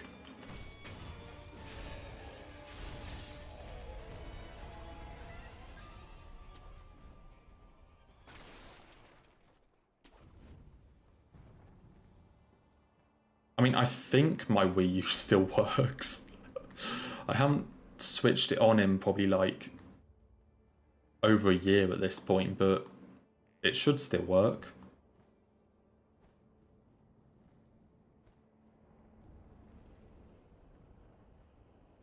So, I mean, Phantom Hourglass is my favourite 2D Zelda.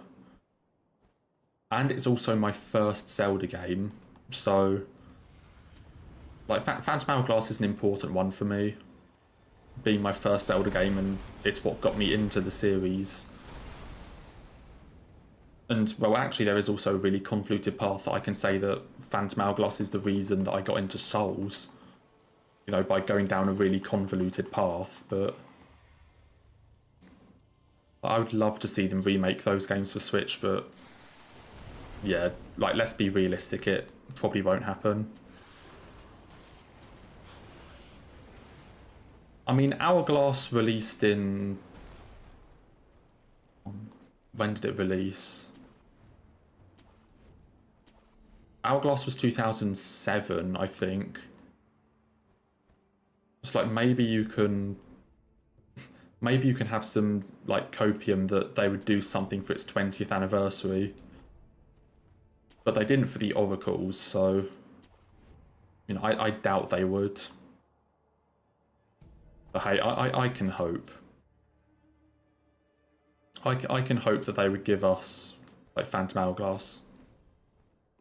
Or just Wind Waker HD and Twilight Princess HD on Switch. It seems like such a weird thing why they haven't done it.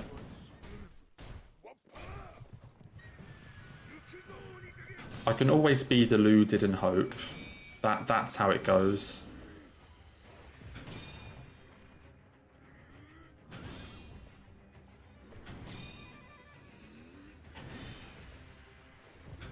You know, every Nintendo Direct, just be one of the people that goes in like, oh yeah, they're gonna announce like all of these like 10 major first party titles in this like 20-minute Direct.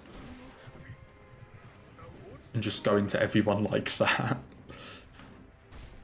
But yeah, realistically, I don't know if it will happen, but...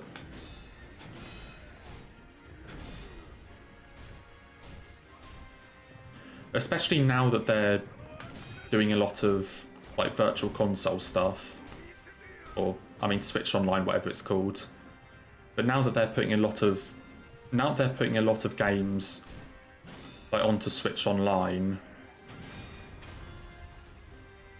It kind of seems less and less likely that they would do actual remakes. And instead they'll just start putting like the original games onto Switch Online. You know, as like different console expansion packs and things, like they did with N64. With things like Ocarina and Majora's.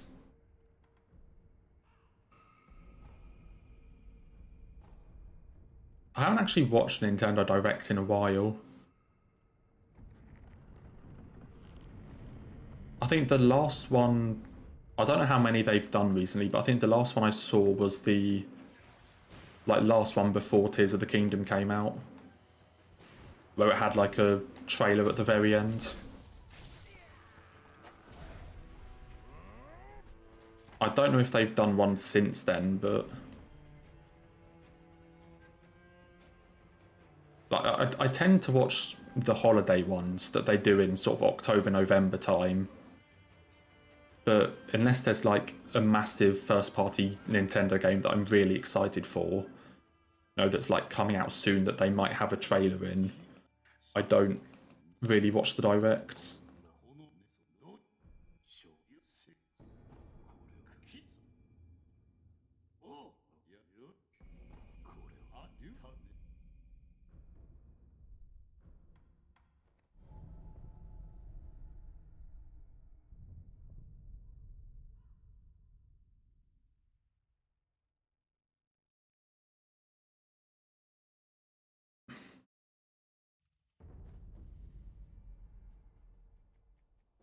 So I know they do a lot of like, they do a lot of indie ones, which I actually think is really cool. That they do sort of like indie specific directs to show off all of those different games. So I'm just not really as into those, I guess. I'll just kind of wait for the first party stuff.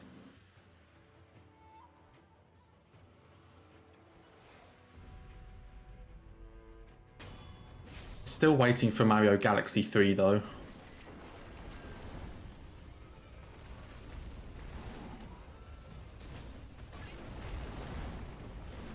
Still waiting for Mario Galaxy 3.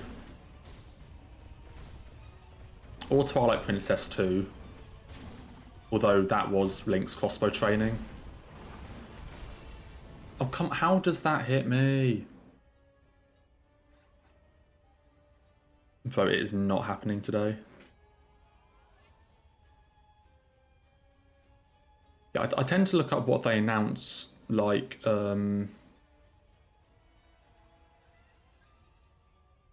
tend to look what they announce on, like, Nintendo's website, like, after the Direct.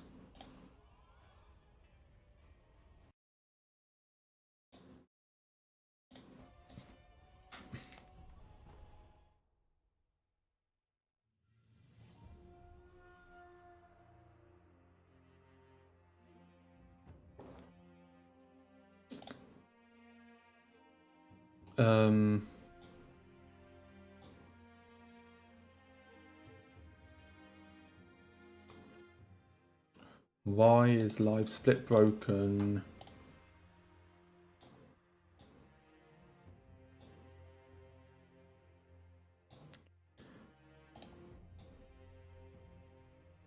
I saw that, like, Rabbids Sparks Hope thing, but I don't know, it didn't really seem interesting to me.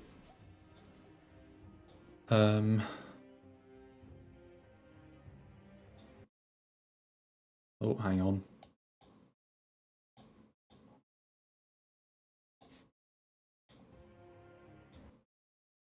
Settings, what the fuck is this?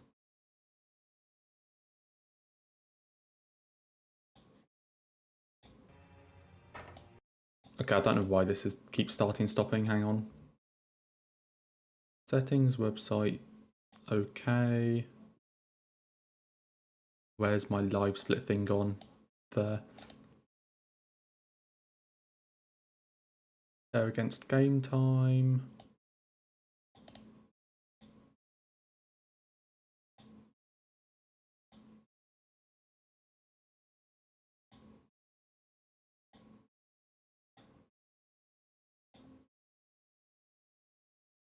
I've never tried it.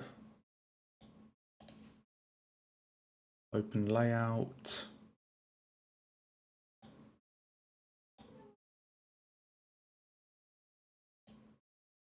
Edit layout. Actually, no, I don't think this really matters. Hang on.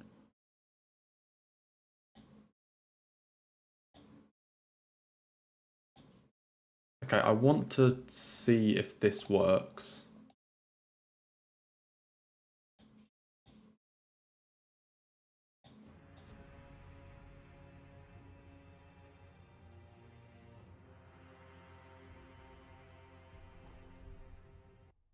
Okay, it seems it works.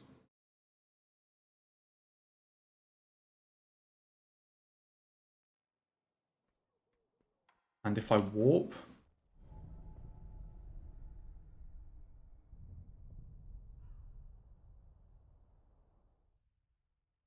Okay.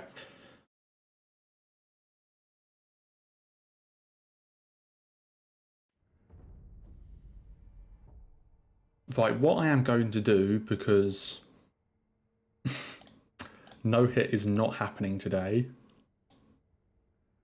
No hit really is not happening today. So we're just going to do a speed run. We're going to do a glitchless speed run. Because why not?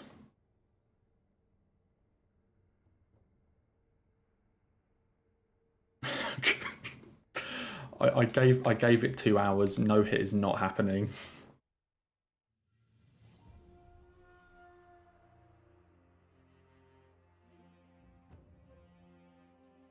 So now we're going to do the part where I'm actually allowed to make mistakes.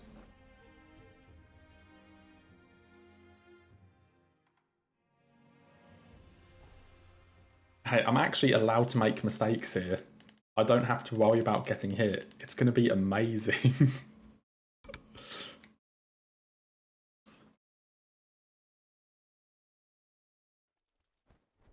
This is going to be so much fun.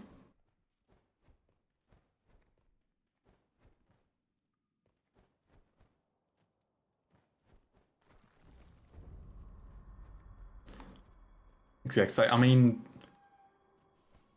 like if I were doing, if I were doing, like Shura runs, then Shura no hit is like 40 minutes, so I keep going. But like the All Memories run is an hour 45, so I can't really start a run now.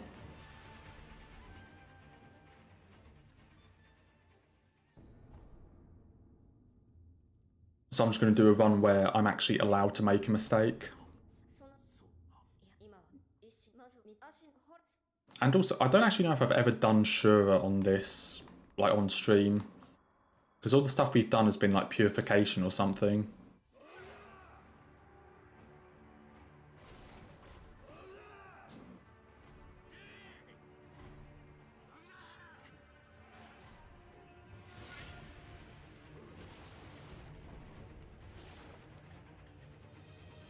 Yeah, I guess today just is not my day.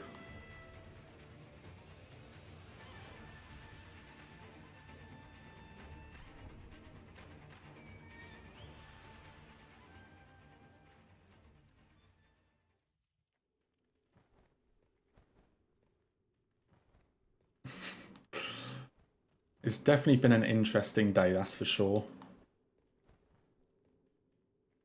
But at least it means I get to do this.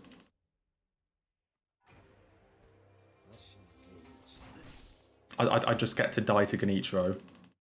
I don't have to fight him.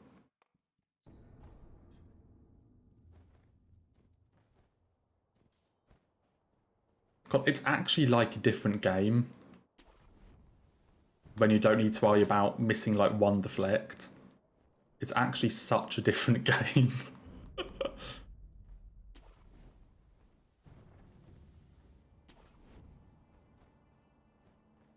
Oh, I don't know if you get that echo or not, I'm just going to ignore it.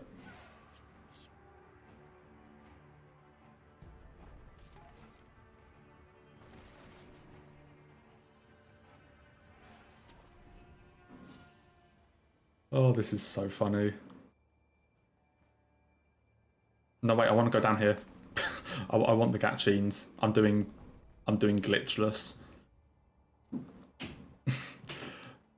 Yeah, Will, basically, no hit wasn't happening, so we're doing a speed run.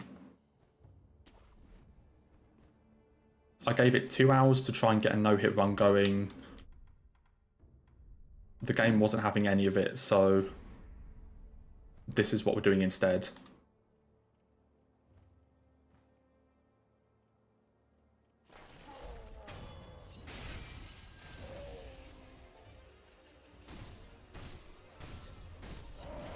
I also need to remember that the thing on this timer gets rid of the tutorials.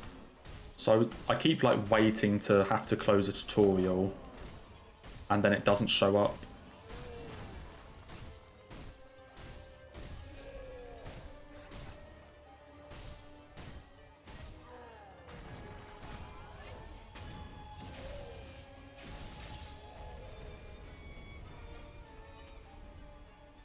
Imagine if I no-hit everything about this except for the like Genichiro fight at the start.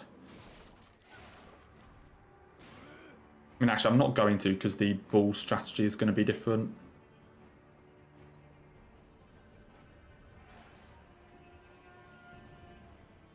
Okay, ready for double canyon skip that I never go for because it's awful. Double canyon skip.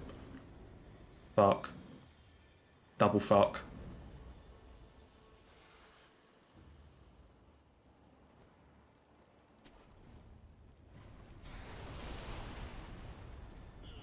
How am I alive?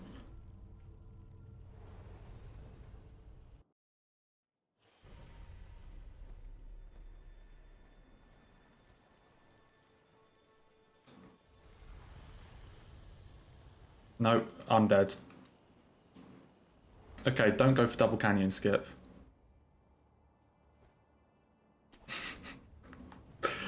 Yeah, I rage quit.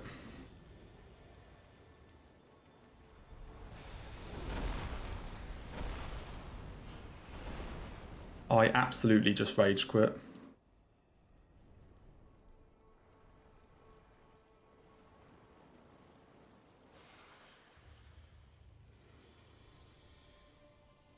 That jump I was trying to do is basically a frame perfect jump to get along that side of the canyon instead of having to run around. I think it's like 7 seconds of time save if you don't miss it like that.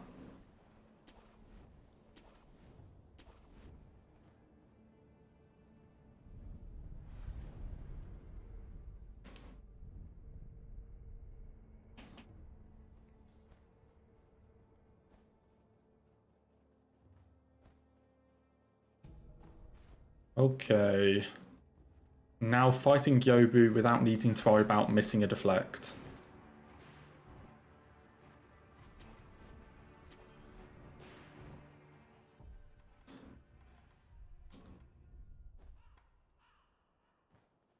I don't know what the exact timestamp was, but it was right before this.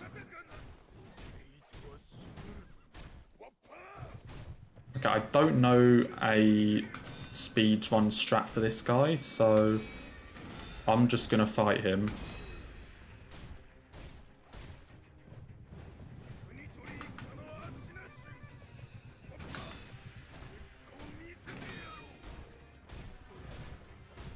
I'm just gonna keep attacking him. So I guess I don't need to worry about getting hit.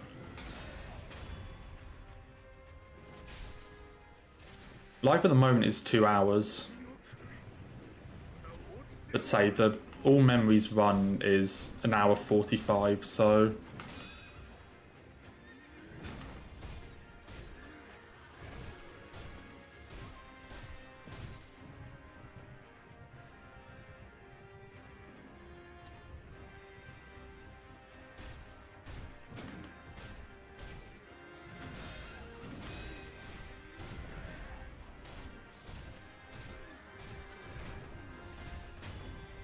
woo!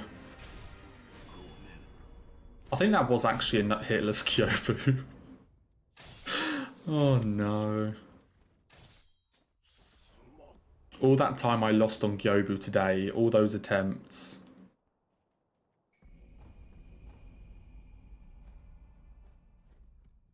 And I just basically did it there without trying.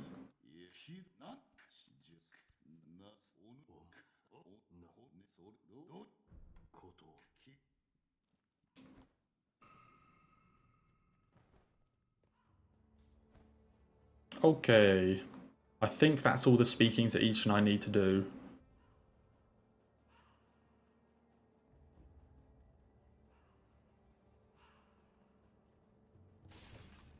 But I need to actually remember like strats for this.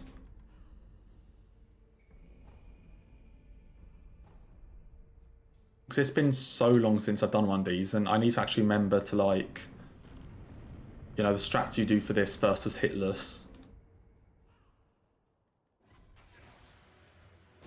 I just need to remember to not wait around for everything.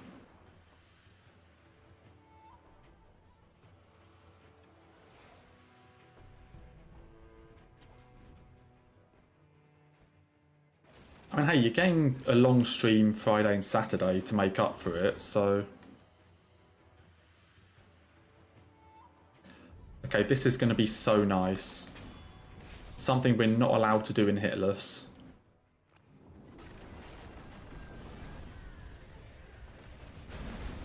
I missed.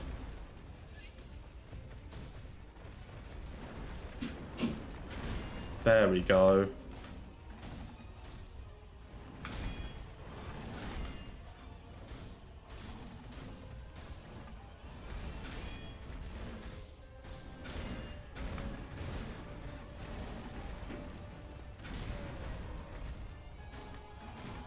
There we go. Not allowed to do that in hitless.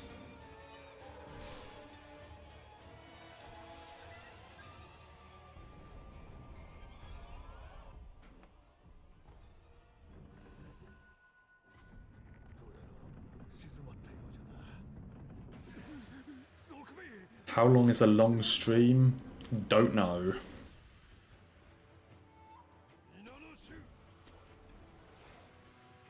But basically I won't be finishing at like 6, whatever, like normal.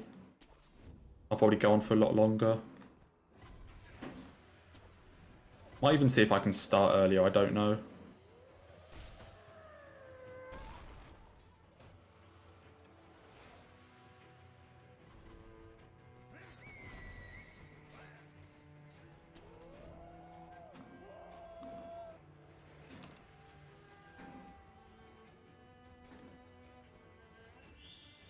One AM, yeah, sounds good. Okay,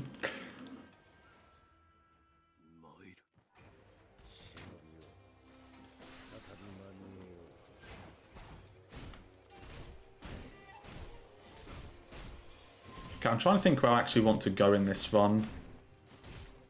I guess I just do the hitless route, but not hitless strats.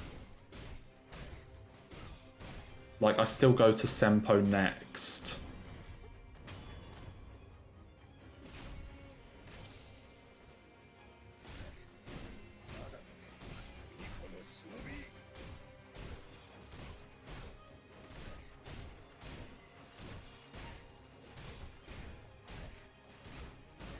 I am always awake till then, yeah, but... So assuming I do Senpo next and get the Mortal Blade, and then we do Gunfort like normal.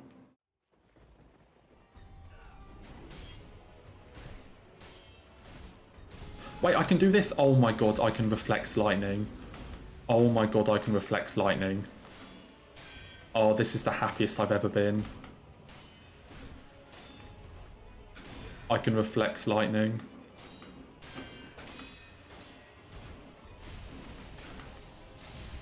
Oh, it's so nice.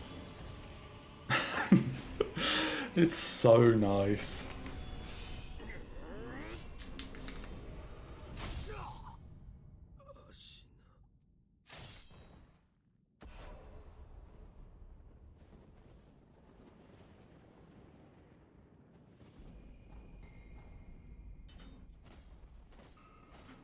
I mean, I hope that wedding goes well, Marina. Hopefully it doesn't end up being too dark for photos. Yeah, in hitless you're not allowed to Reflex Lightning or parry, like, Blazing Ball's attacks, because they do chip damage.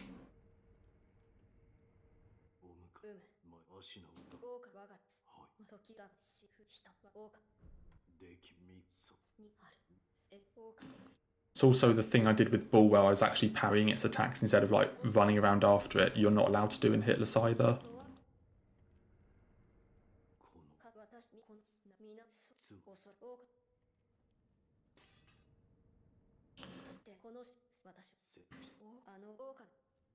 Yeah, I remembered right at the end. I remembered as Genichiro was jumping up for the lightning that I was actually allowed to deflect it in this.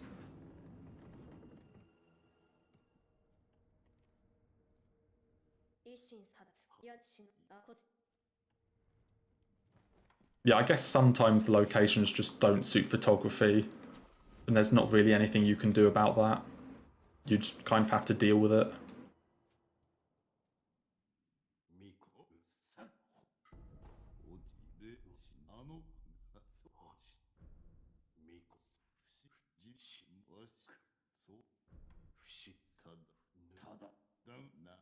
Okay, I think I'm still going to get like the normal skills.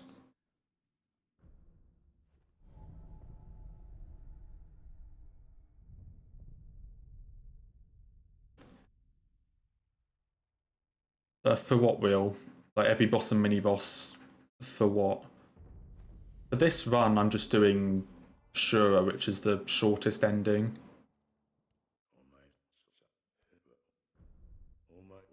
Or do you mean like on Friday or Saturday?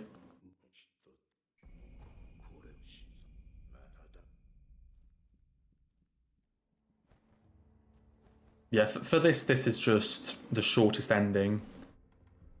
So, so you know normally how after getting the things we need, we go to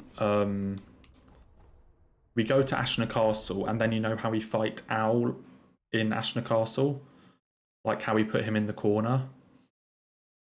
Basically, for that fight, there's a different dialogue option, and if we pick that other dialogue option, there's a different boss fight, and you get an ending there.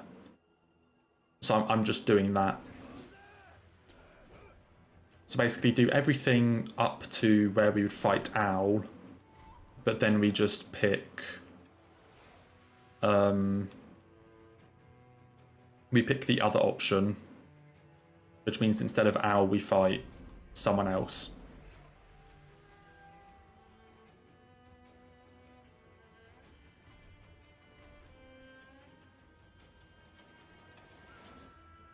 Yes, it's a pretty short run. I'm trying to think of where I actually want Echoes for. I can't think of where I want to get Echoes. Centipede, Snake Eyes, maybe Warrior. Wait, that would be 3. Fuck. I probably should have picked that one up then. Yeah, it shouldn't take too long to finish. Wait, how many Yashes can I get? 1, 2, 3, 4, 5. So use 2 there. Hang on, I use 2 Yashes there. 3 there. Which then means I need Warrior, Centipede, Snake Eyes. I think I need 3 Echoes. I can probably get away with 2. I don't know if you actually need one for Centipede.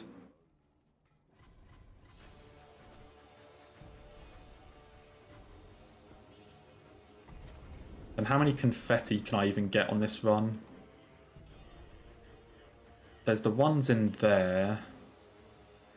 I guess you can go... I don't actually know when you want to get confetti here. Just clock that I've done Deathless Purification. I've done Hitless Damageless Purification. You were here. What do you mean you've just clocked it?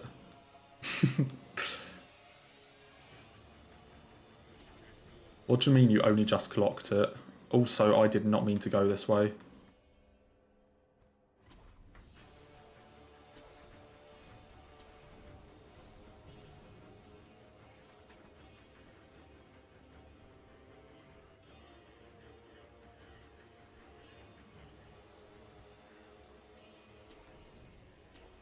I'm trying to think of how long this run is supposed to take.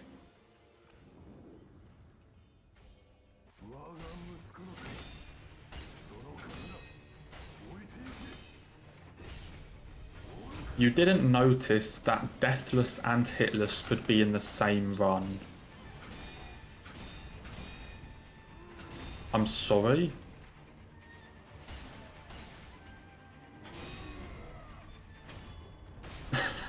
How did you not notice? How do you think you're supposed to do Hitless without doing Deathless?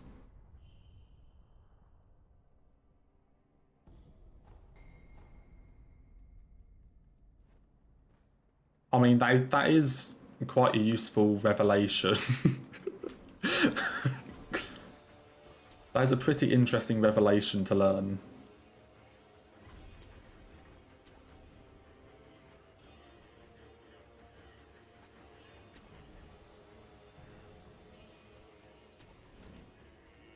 I mean, hey, it's fine.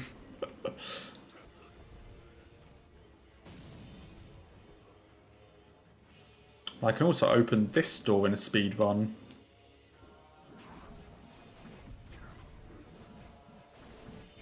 So I don't do this in Hitless because of all these dudes here will probably likely hit me. Or at the very least it's not consistent. Yeah, there you go, I just got hit. You just did a stupid. I mean, fair enough.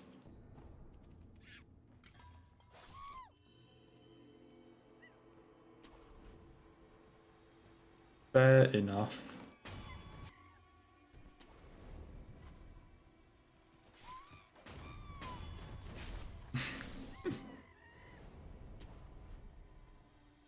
That's the thing, if you could find a way to do a hitless run of something but not deathless, then I would be impressed.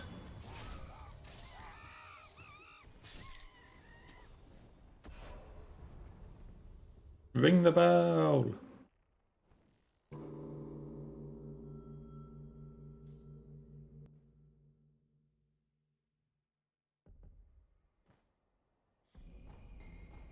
Okay, now we do gun fort, I assume.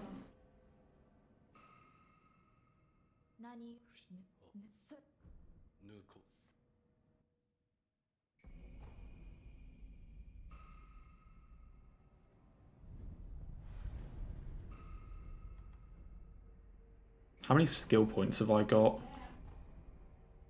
5, fuck. Okay, give me mid-air combat arts and that.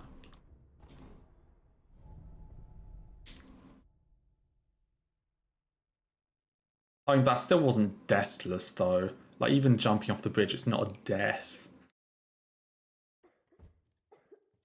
But also, actually, that does count as a hit. A hit isn't just by an enemy. That jump off the bridge and void out counts as a hit.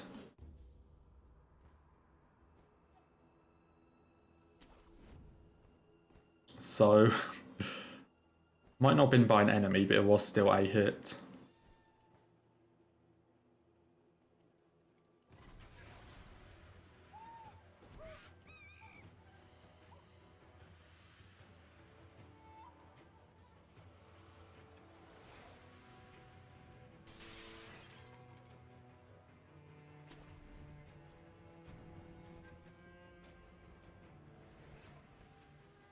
You don't compare to the stupidity of the guy that jumped off the bridge.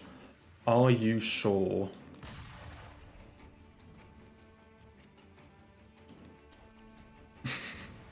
Yeah, hit by the void.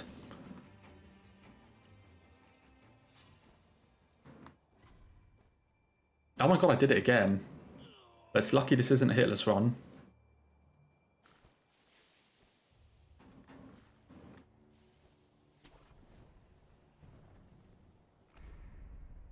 Hit by the endless expanse of fog and clouds below.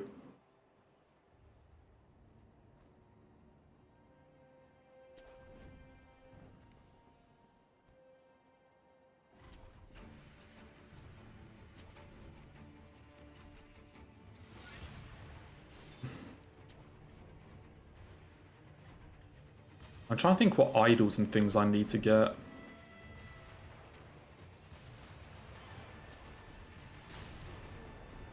Okay, really?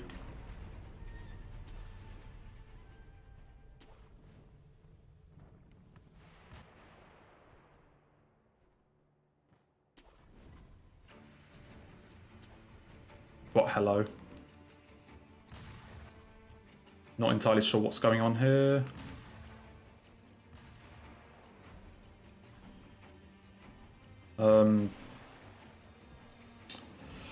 Do I use an echo here? I'm gonna say no.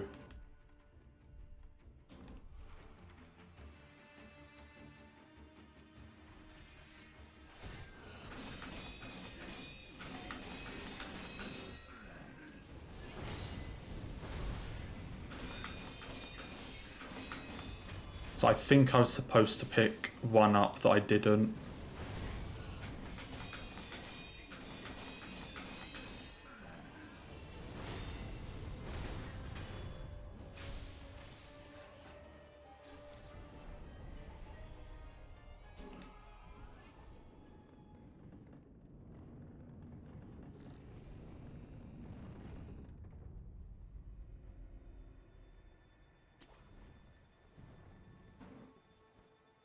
Can I actually land in this? Yeah.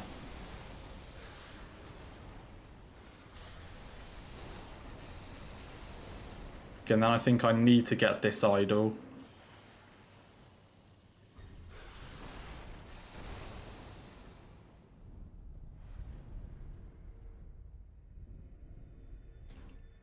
Dude, this is such a scuffed run. I mean, ignore all the shit that happened at the start. I don't actually know what my PB is for this run, because I've definitely done it before. I can't remember what my time was. But we're definitely not going to beat it.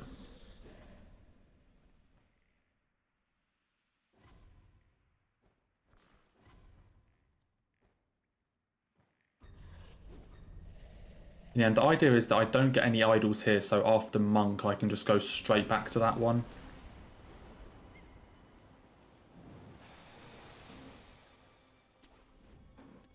I'm going to get this confetti though.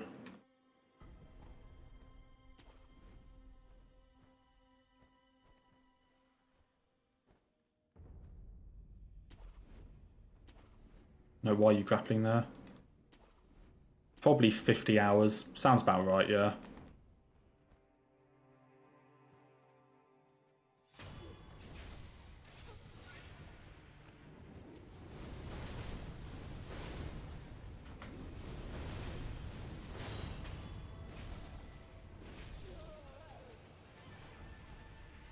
Okay, that's how that fight is supposed to go.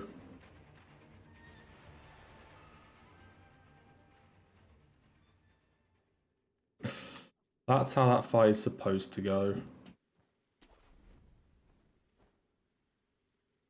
Yeah, so ideally, because I got the Riven Cave Idol, which is the closest one to Ape that I have, ideally I don't get any more on this sequence, so then I can just warp straight back to that one.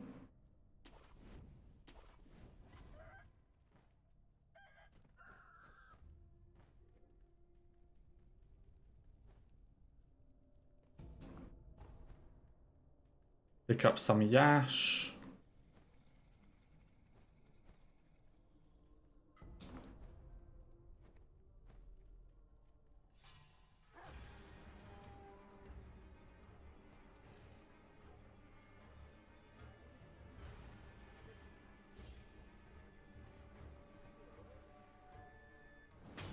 See, I think the world record is like 28 minutes or something.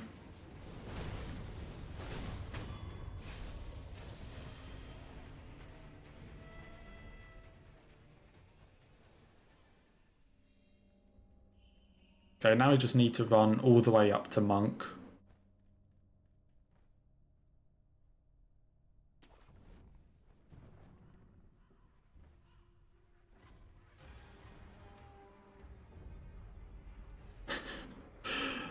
You ate Starburst for the first time in 2 years, so it's a momentous day. Honestly, I'd buy that.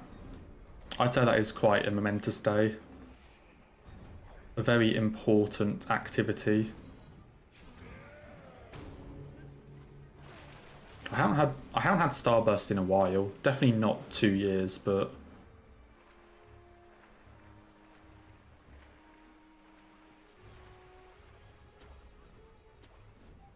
it's definitely been a while since I've had one.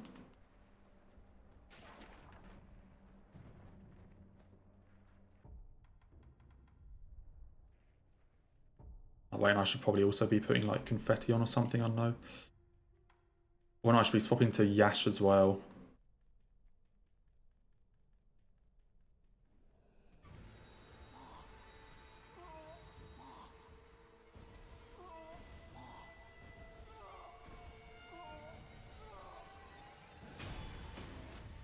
Easy. Yeah, I think I should also have Yash on here.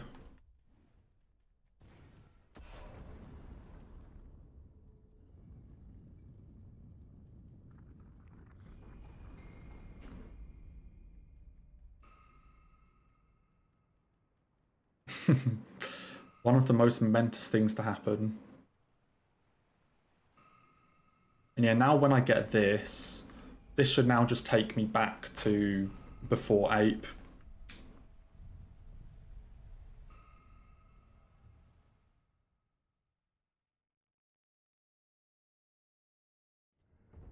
Yep.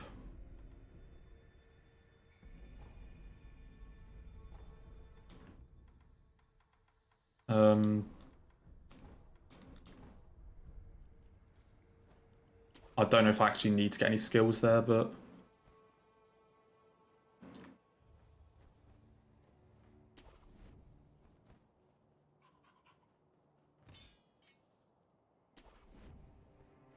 I also don't know what the quickest way is here for, like, speed runs. I think it's this way.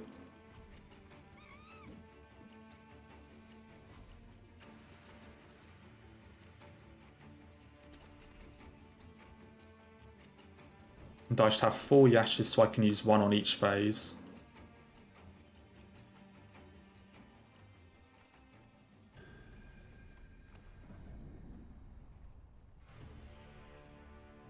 Please stun lock. Okay, we're good.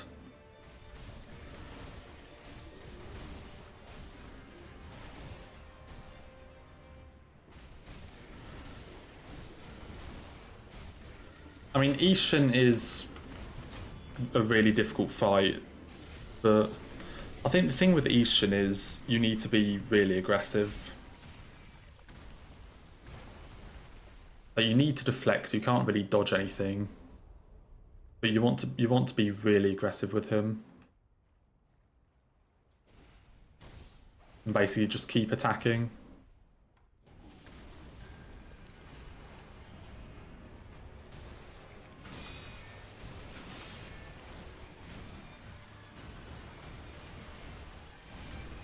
Oh shit. Surprised that worked.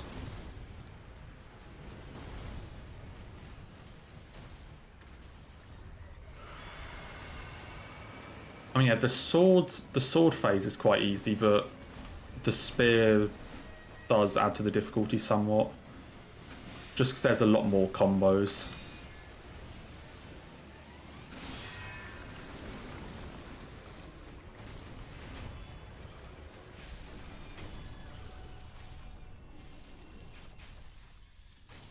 Like, it's not the hardest fight ever, but especially when you fight it for a while, but definitely like a first playthrough it. On the first playthrough, I struggled with it quite a lot.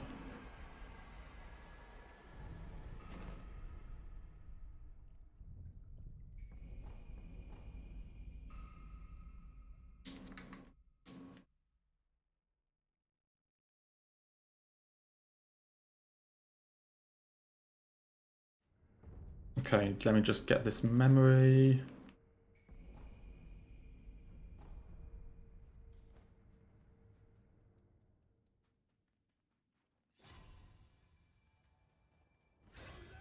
What do you mean, can you talk with Ishin before? Like, you talked to him earlier in the game, but not like directly before the fight.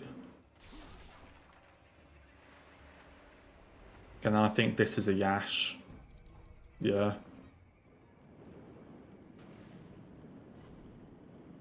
I don't know, Ishin I just found really difficult on my first playthrough. Like, now I can first try him without fail, but first playthrough I struggled a lot.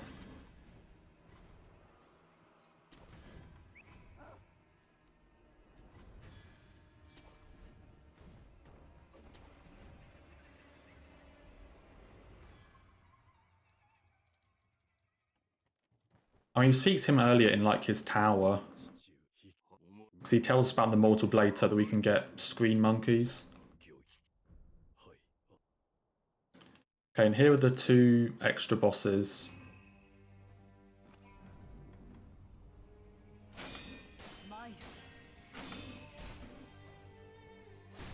Emma, what are you doing?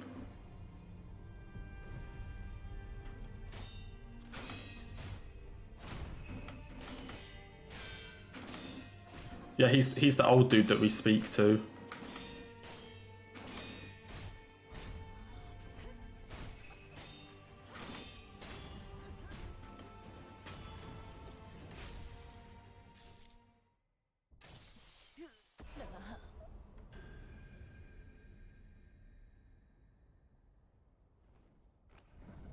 And he's also right here.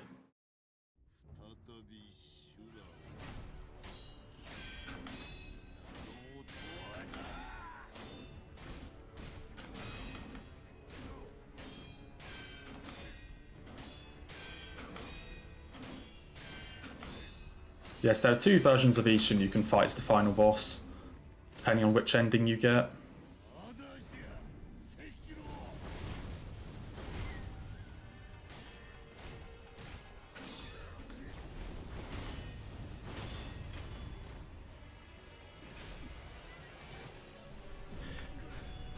But that is the run.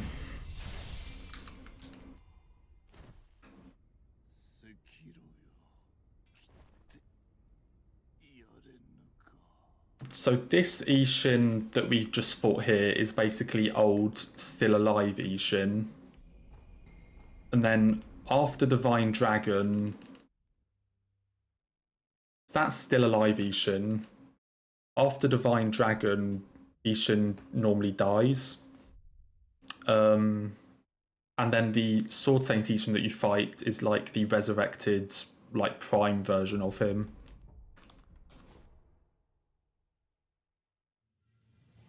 $34.49. Let's try another one, because why not?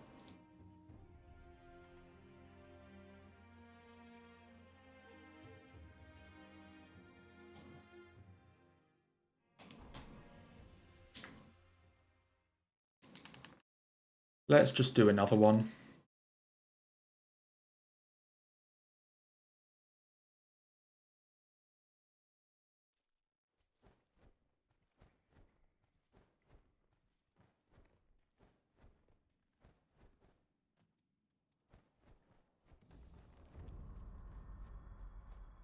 What the world record is, or so I think the actual like world record is 28 something.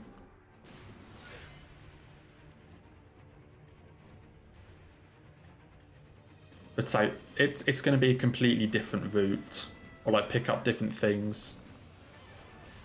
Because I'm just doing this how I know. I'm just doing how I know this game. Like I'm basically just doing the no-hit route that I know, but without worrying about getting hit.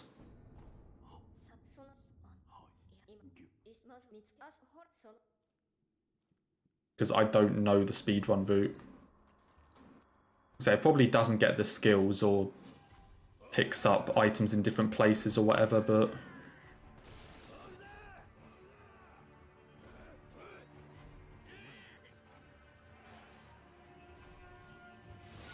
So this is just... This one is just like on the fly, this is what I can remember.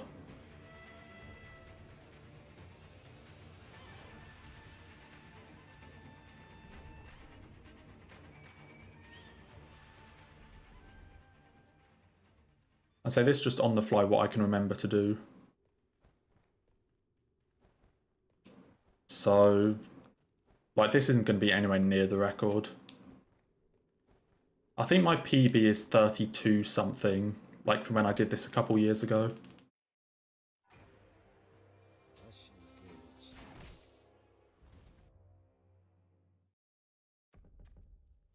So like maybe I can see if I can beat that, but again, that probably had an actual route.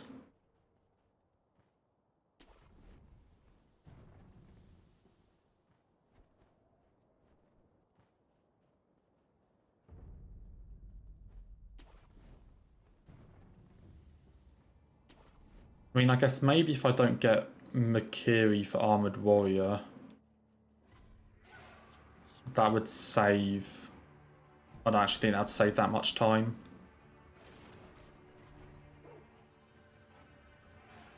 I say I'm just going to get what I'm familiar with, and then just see if I can do it any faster than the last time. I missed.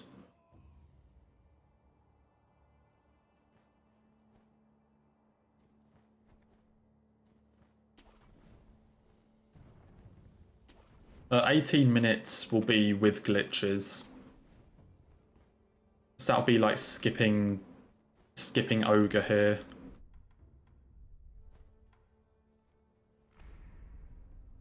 "18 minutes will be with glitches." Look for one that says like glitchless or something.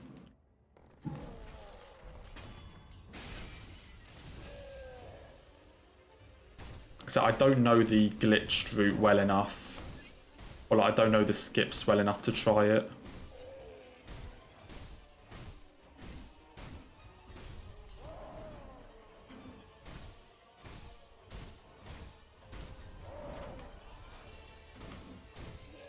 Yeah, so there is an ogre skip that I know how to do, but...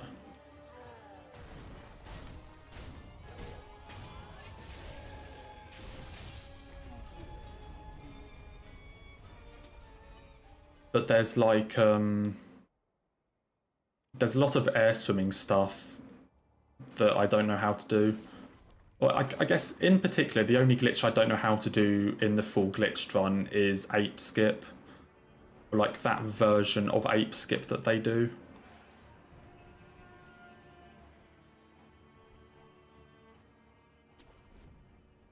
Double canyon again. Actually get it this time.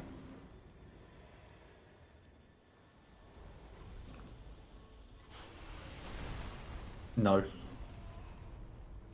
I'm gonna keep trying this. Double canyon. Nope. Double canyon. Fuck. Okay, I should probably stop trying that then.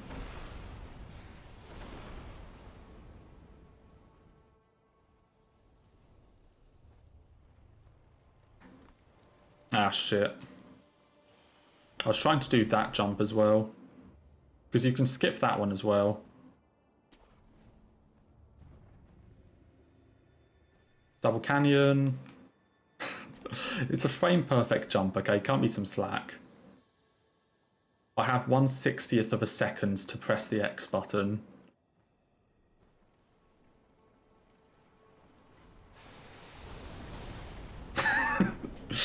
Okay.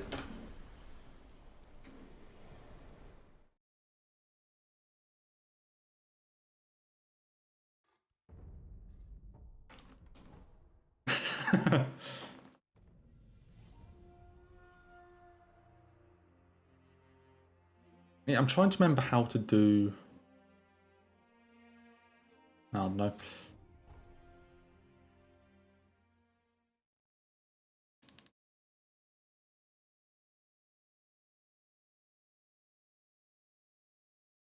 Like, if I could remember how to do ape skip, then sure, I would try like the glitched run, but I can't remember how you do ape skip.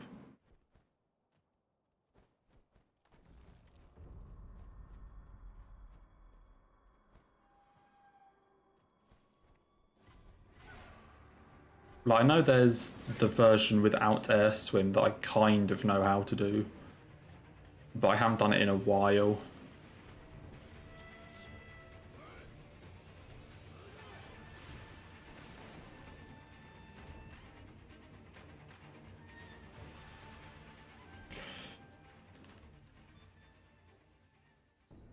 Okay, this time I'm not going to try and do double canyon or anything, given that I don't know how to do it. Or rather, that I just can't do it.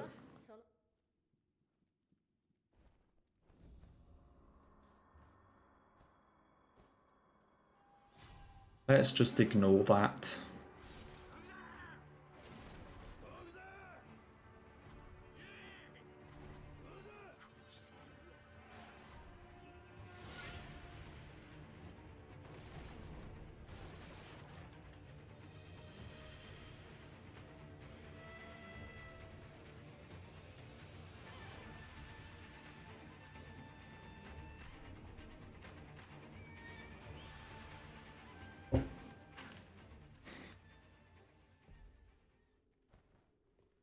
Yeah, let's just ignore trying to do all the fancy stuff that I can't do and just play the game normally.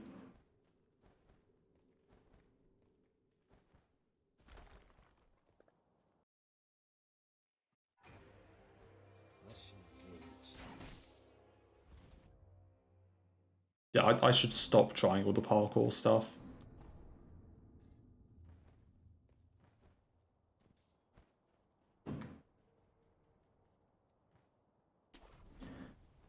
Just play the actual game.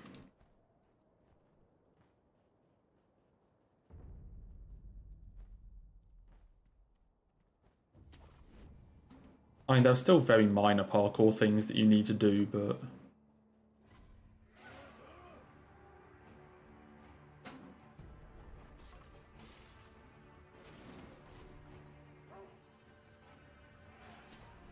I was thinking, unless I'm actually, like, properly trying to go fast, I should just stop trying all of the flashy skips. Except this one.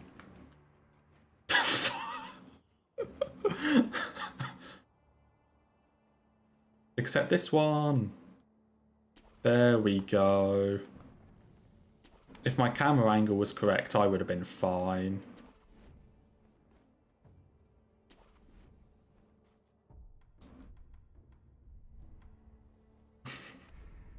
If I had the correct camera angle, it wouldn't have been an issue, trust me.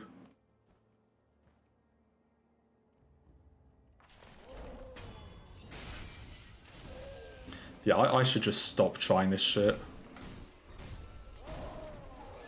Fuck's sake.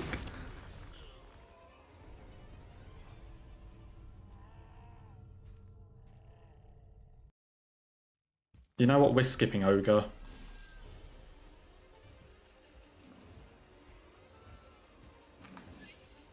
No, we're not.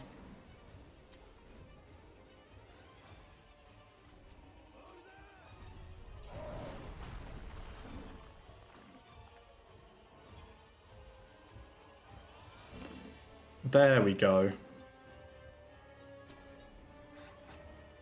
Let's just ignore him.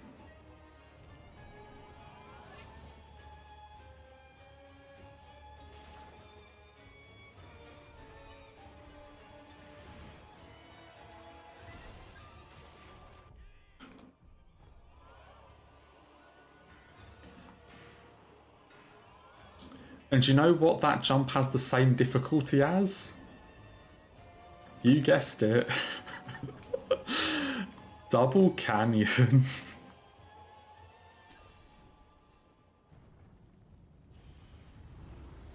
Fuck. Fuck.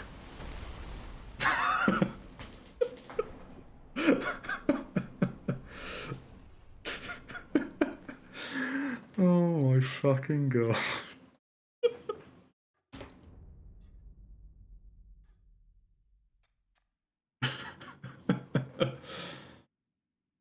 um...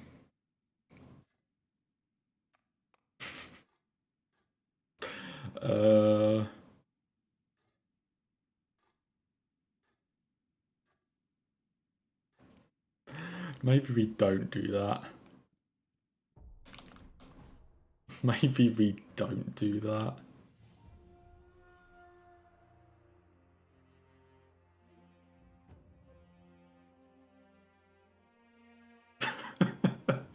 I don't know what's happening. I should just stop trying parkour. Actually, where's this save file? Hold on.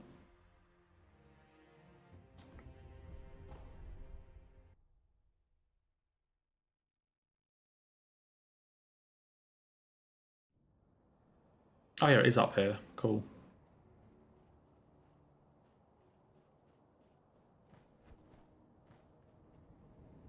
I want to see if I can still remember how to do this.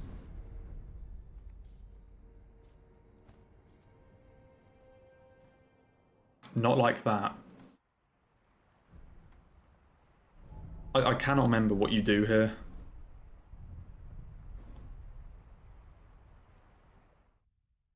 But I want to try.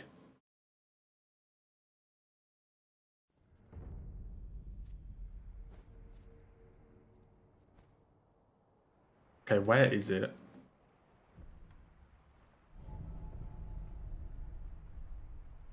I don't think you jump.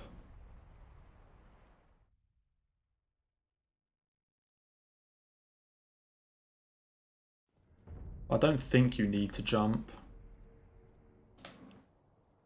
There we go.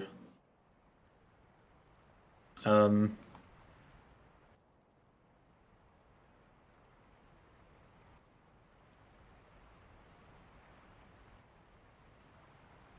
can't remember what you do for this.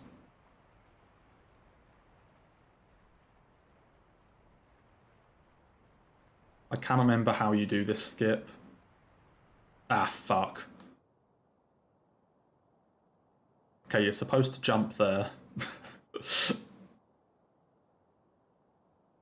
And now we fall.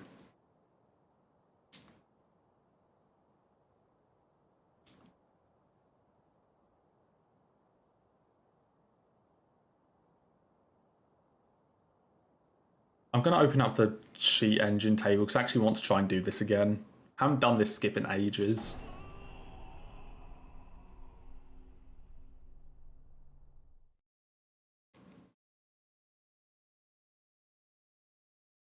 And I'm going to open the cheat engine table. If I can find it. I don't actually know where I would have it saved.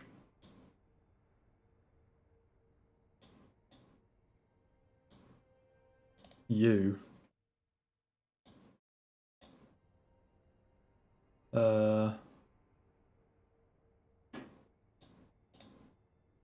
You? There we go.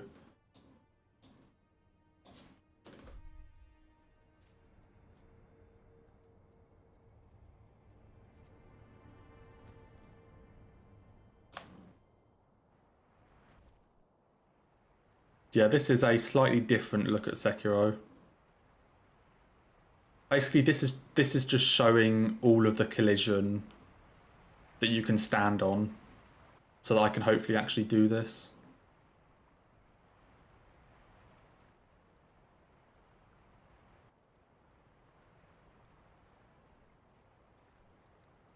So I'm trying to remember what you actually do here.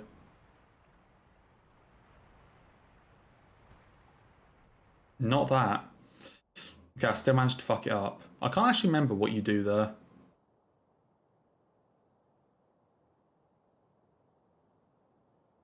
I think you need to do a jump somewhere, but...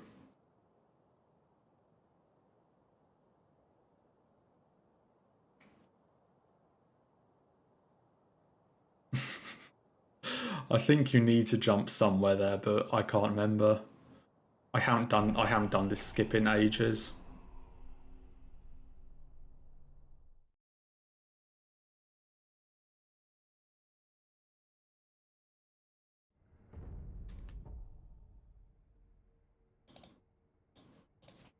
I haven't tried doing this skip in ages.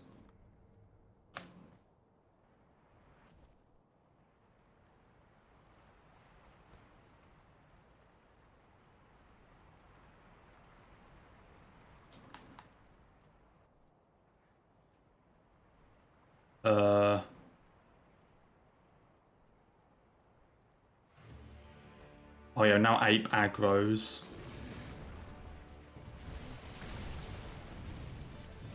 Do I need to jump around that?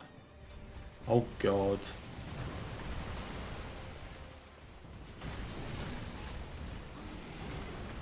I think I need to jump around this.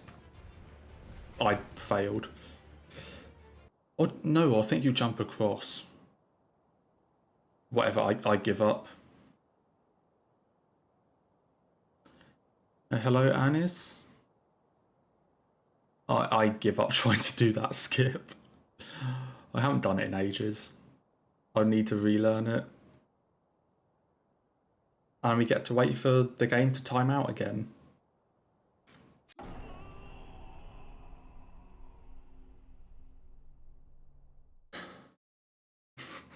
Nothing has gone well today, oh dear. Okay, one more skip. I actually know I can do this one though.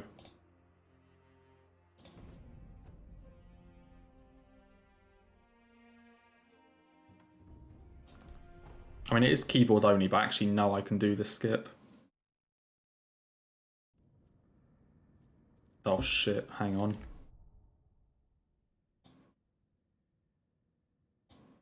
The game might be about to crash.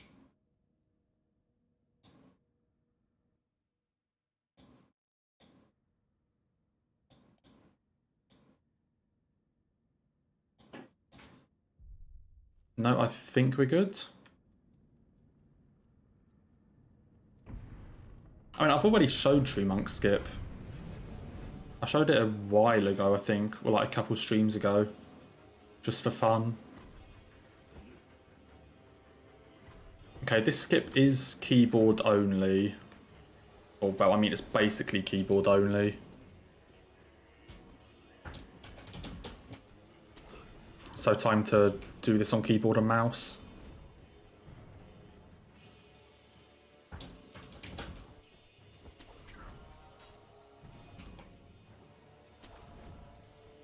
So what I'm trying to do is jump across to that rooftop.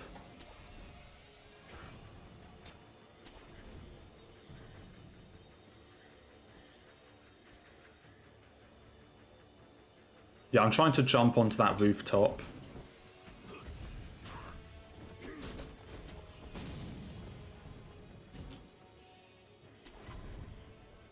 I can't exactly remember what the lineup is.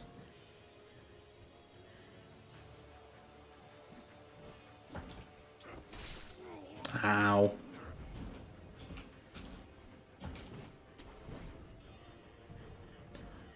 Well, 'cause basically, you know the Screen Monkeys fight? The place you get warped to after the fight is actually just like on the other side of this wall. So I'm trying to jump up there, which basically means you can skip monkeys.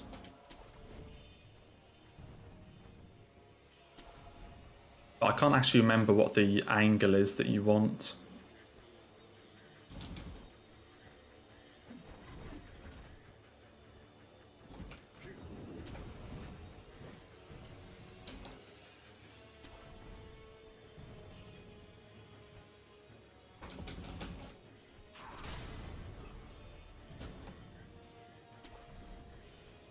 I say, a lot of the speedrun skips I haven't done in ages.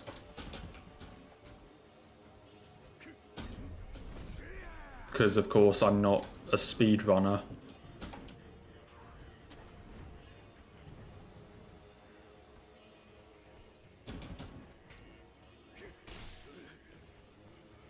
Yeah, this isn't going greatly either.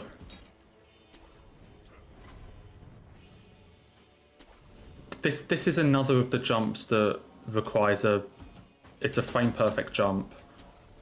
So I need to hit this. I have 1/60th of a second to hit the space bar. And where it looks like I'm not jumping is because I'm hitting the space bar barely too late. And I've like only just fallen off the tree.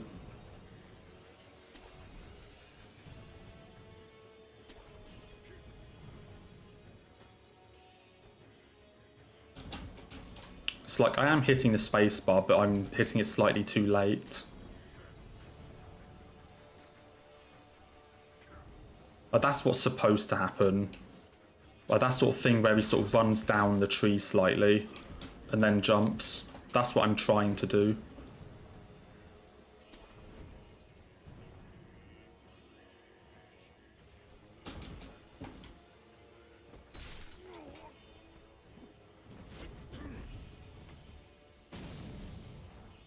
I'd say this is another like glitch thing that you do in the speedrun.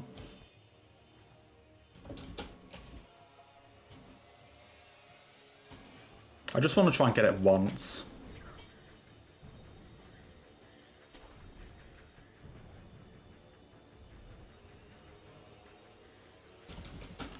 I mean, you can land on the roof if you have the right angle, but I can't remember what the right angle is.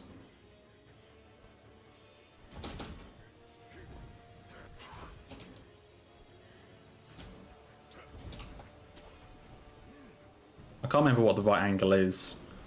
So I'm trying to like line up here. There we go. Yeah, I'd like that. But you need like a perfect up angle, so you can't really do it on controller. It's pretty much keyboard only. And then now, if you jump through this way,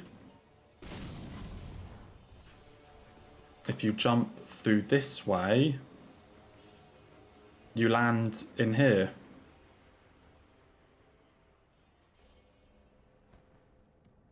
which is after monkeys. So that's monkey skip, basically. You skip the screen monkeys fight, and then you can just get the Mortal Blade now. Like that. Because this place that you warp to after monkeys is actually only just on the other side of the wall. Like, if I open this door here, because it's not like a separate place you warp to. If I open this door here,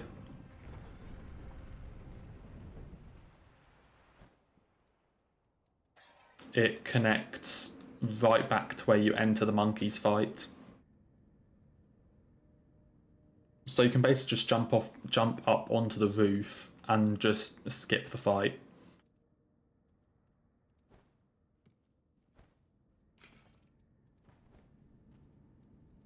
Yeah, Sekiro has a lot of like cool glitches.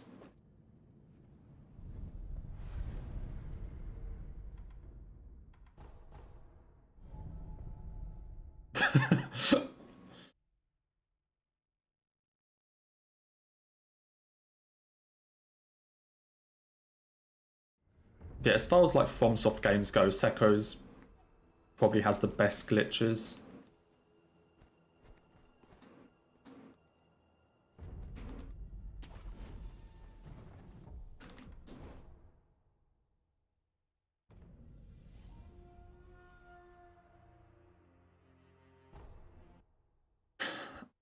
I mean, I guess you're just trying to pick one and pick the wrong one.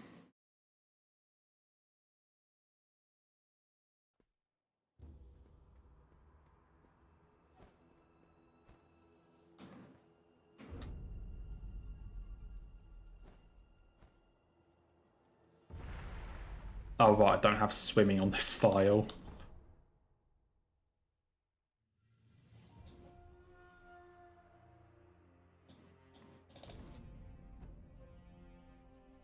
Yeah, I don't think there's any like mid-ear glitches.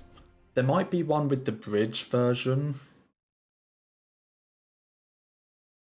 Actually, no, there is a mid-ear glitch, I just remembered. I'm pretty sure there's one you can do to like insta-skip into the boss arena. I think.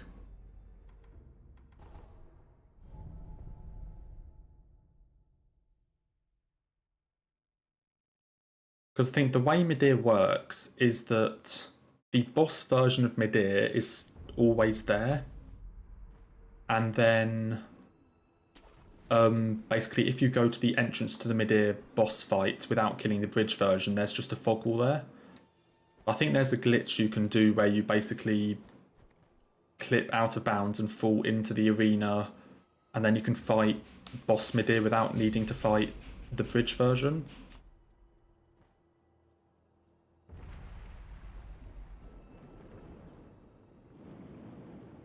I don't know how difficult it is, but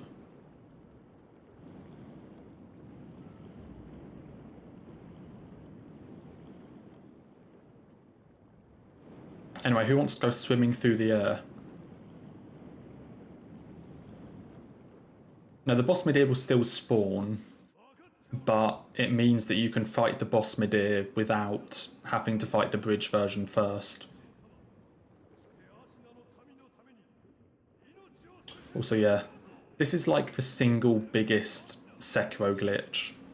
Or like the glitch that is the most useful in speedruns.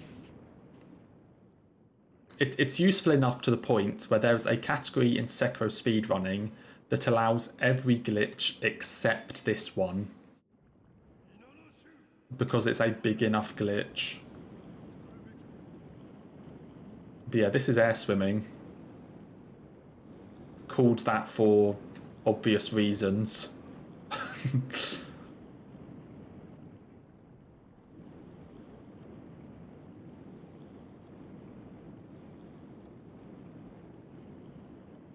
Sekiro just has a lot of really cool glitches.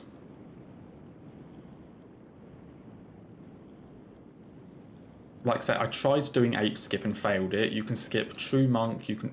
There are even ways...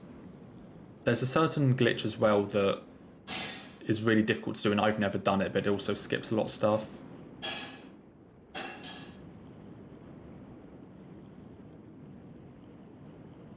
I mean, this basically works because of the way the game like treats swimming.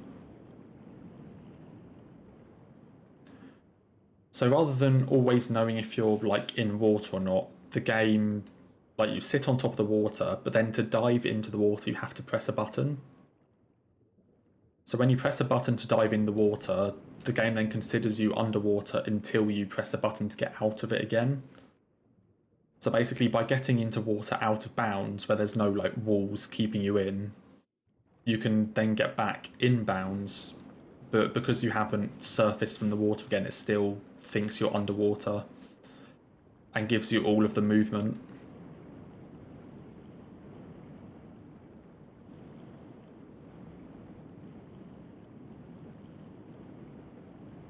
Yeah, you can do a lot of stuff with this glitch.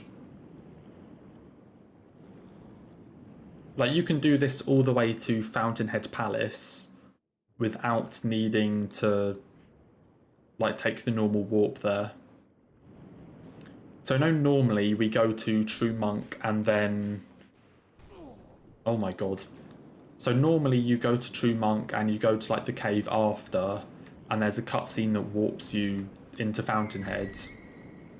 With this glitch you can just swim there. Like, you don't need any of the stuff to go there.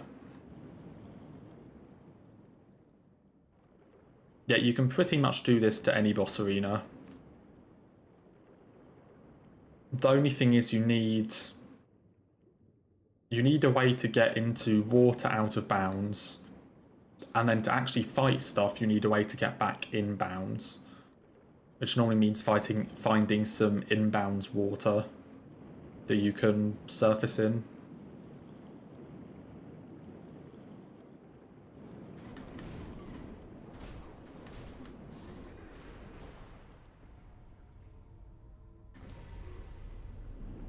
Yeah, it's a pretty cool glitch.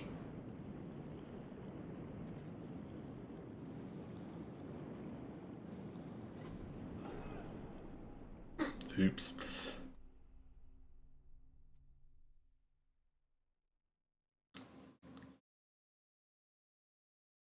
Oops.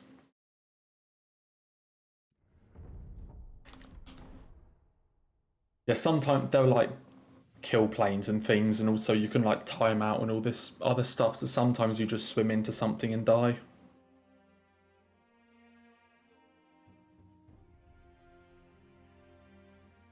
Like, there's a ton of different stuff that can go wrong with it. Or like, I started swimming to a place that hadn't loaded in yet, because I hadn't touched like the load trigger on the ground, so it hadn't loaded in, so it killed me, and all this sort of stuff.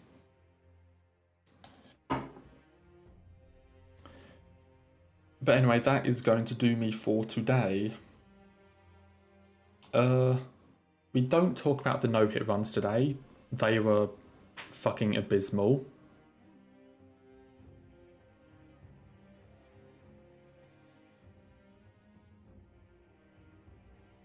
The no-hit runs were fucking abysmal.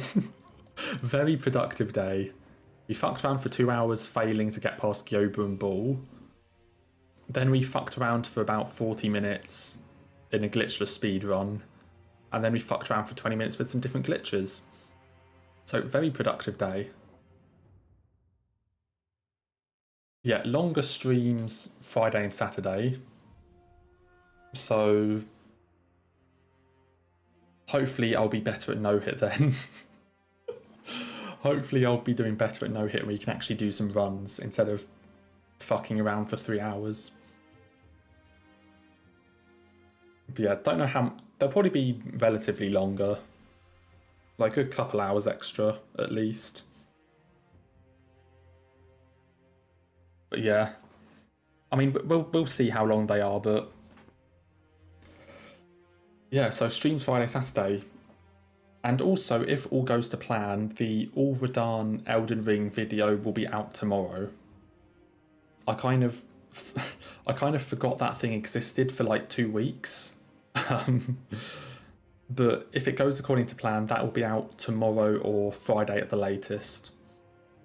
So there's also that to look forward to.